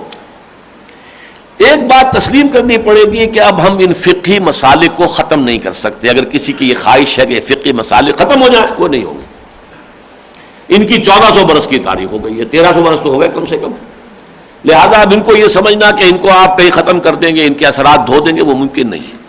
انہیں تو آپ کو فیٹ ایکمپلی کی حیثیت سے تسلیم کرنا پڑے گا کہ یہ ہیں، ان کے اندر رہتے ہوئے اصلاح کی شکل ہو۔ اب ہمارے یہاں مثلاً ایک کوشش جو ہے اس میں کی گئی، اور وہ ایوب خان کے جو قوانین تھے، جو اصل میں ایک منکر سنت اور منکر حدیث غلام احمد پرویز کے متعین کردہ جو قوانین تھے، آئلی قوانین، جو پہلے آرڈیننس کے ذریعے سے نافذ ہوئے، پھر بعد میں وہ قانون بنا، اور اس کے بعد وہ قانون آج تک چلا آ رہا ہے، اور 11 برس تک جو ہے جنرل ضیاء الحق صاحب بھی اسلام کا نام لیتے ہوئے چلے گئے، لیکن وہ قانون برقرار رہے، جن کے بارے میں سب نے کہا، شیعہ، سنی، اہل حدیث، دیوبندی، بریلوی، سب نے کہا، جماعت اسلامی کی ٹاپ کی قیادت کہ یہ غیر اسلامی ہے، لیکن نافذ رہے۔ اب انہوں نے اس میں ایک اصلاح کی کوشش کی تھی کہ نکاح طلاق کا وہ طریقہ رائج کیا جائے کہ ہر مہینے ایک ایک طلاق دی جائے، اور ایک ایک مہینے کے وقفے سے نوٹس دیا جائے طلاق کا، تاکہ جو بھی اس یونین کونسل کا کوئی چیئرمین ہے وہ پھر ان دونوں کے درمیان مصالحت کی کوشش کرے۔ تو اس میں جو جذبہ ہے وہ ایک اصلاح کا جذبہ ہے کہ اچانک ایک شخص کہہ دے 3 طلاقیں اور وہ نافذ ہو گئی اور وہ کلمہ جو ہے ختم ہو گیا، اب بچے جو ہے رل رہے ہیں، یا بیوی جو ہے اور اس کے لیے بڑے مشکلات ہیں، خود شوہر رو رہا ہے کہ مجھ سے تو ہو گئی، غلطی ہو گئی، اور میں خطا میں آ کر غصے میں آ کے یہ کر بیٹھا۔ تو یہ چیزیں جو ہیں انہوں نے کوشش کی، لیکن یہ کوشش غلط ہے، اس لیے کہ یہاں جو گہرے جو فقہی مسالک ہیں، اب ظاہر بات ہے کہ ایک شخص نے 3 طلاقیں دے دی، طلاق مغلظ ہو گئی، آپ اسے ایک طلاق قرار دے رہے ہیں، ایک طلاق قرار دے رہے ہیں تو رجوع کر سکتے ہیں، اس نے رجوع کر لیا، لیکن اس فقہ کی روح سے وہ اب حرام کاری ہو رہی ہے، وہ زنا ہو رہا ہے، اس لیے کہ وہ تو طلاق کو رجوع تو کر ہی نہیں سکتا۔ اس سے جو پیچیدگی ہمارے ہاں پیدا ہوئی، اب فرض کیجئے کہ اس عورت نے کسی اور سے نکاح کر لیا، حالانکہ ابھی آپ کے قانون کے مطابق تو طلاق جو ہے وہ ہو گئی فرض کیجئے، لیکن یہ کہ شریعت کے مطابق نہیں ہوئی، یا شریعت کے مطابق ہو گئی، آپ کے مطابق نہیں ہوئی، اس نے نکاح کر لیا، اور اس میں اب آپ اس کے اوپر زنا کا اور حدود کا مقدمہ لگا دیتے ہیں، اور اس کی وجہ سے شریعت بہت بدنام ہوئی ہے انہی حدود کے مقدمات کی وجہ سے، کہ اس کا نتیجہ یہ نکلا کہ پولیس کی رشوت کا ریٹ بڑھ گیا کہ تمہارا حدود کے تحت چالان کر دیں گے، ورنہ یہ کہ اتنے پیسے دو۔ تو یہ تمام چیزیں جو ہیں، یہ گندگی پیدا ہوئی ہے اس بات سے۔ اصلاح کی صورت کیا ہے جو میں تجویز کر رہا ہوں، وہ یہ کہ ایک تو یہ کہ واقفیت جو ہے عام طور پر ہمارے معاشرے میں نہیں ہے ان قوانین کے بارے میں، ایک تو اویئرنس پیدا کی جائے، آئلی قوانین اسلام کے یہ ہیں، عام لوگوں کو معلوم ہو، تاکہ ان کے مطابق ذہن جو ہے وہ تیار ہو۔ نمبر 2 یہ ہے کہ ہر نکاح میں جہاں آپ نے اتنے لمبے چوڑے فارم بنا رکھے ہیں، اس میں یہ لکھ دیا جائے کہ اس نکاح کو کون سی فقہ گورن کرے گی. فرض کیجئے کہ ایک سنی ایک شیعہ سے شادی کر رہا ہے, ایک فریق شیعہ ہے فقہ جعفری کو ماننے والا یا ماننے والی, اور ایک فریق جو ہے وہ سنی ہے فقہ حنفی کا ماننے والا یا ماننے والی. اب یہ جو آگے اگر کوئی مسئلہ ہوگا تو کس فقہ سے طے ہوگا, وہاں طے ہو جائے. کوئی اگر اہل حدیث ہے اور کوئی حنفی ہے ان کے باب ہے تو طے ہو جائے صاحب کس کی فقہ کے مطابق معاملات چلیں گے اس نکاح کے.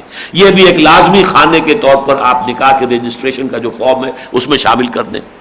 نمبر 3 یہ کہ 3 طلاقیں بیک وقت دینے والے کو سزا دیں, کوڑے لگائیں یا 2 سال کی سزا دیں قید بامشقت. اور اس کے لیے میں آپ سے عرض کر چکا ہوں کہ حضرت عمر درے لگاتے تھے, کوڑے لگاتے تھے, تاکہ یہ کہ پھر غصہ نہ آئے لوگوں کو. جب معلوم ہو جائے گا کہ 3 طلاقیں بے وقت دینے کا نتیجہ یہ بھی نکل سکتا ہے کہ جیل جانا پڑے یا یہ کہ کوئی کوڑے کھانے پڑے, تو پھر غصہ نہیں آئے گا. یہ غصہ آتا ہی اس وجہ سے ہے کہ انہیں کوئی اس کا اندازہ ہی نہیں ہے کہ اس کے کوئی نتائج بھی کوئی برے نکل سکتے ہیں, کوئی سزا بھی اس میں ہو سکتی ہے. یہ راستہ ہے اصلاح کا, نہ یہ کہ آپ جو بھی مسلک ہے, اور وہ مسلک جو ہے چونکہ جیسے میں نے عرض کیا بڑا طویل ایک بیک گراؤنڈ ہے ان کا, اور اس کے ضمن میں لوگ بہت حساس ہوتے ہیں. خاص طور پر یہ نکاح و طلاق کا معاملہ جو ہے تعلق زن و شوق بہت ہی حساس معاملہ ہے. لوگوں کی سسپٹیبلٹیز جو ہیں, ایڈیوسنکریسیز جو ہیں, ان سے خام خواہ کھیلنے کی کوشش کرنا غلط کام ہے. اس لیے اصلاح کا راستہ جو ہے وہ یہ ہے.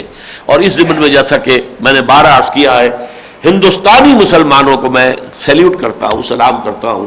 انہوں نے تاحال اپنے آئلی قوانین محفوظ رکھے ہیں. حالانکہ ہندوؤں کی بڑی کوشش رہی ہے کامن سول کوڈ, ایک ہی قانون ہو, لیکن نہیں, ابھی تک تو انہوں نے برقرار رکھے ہوئے ہیں.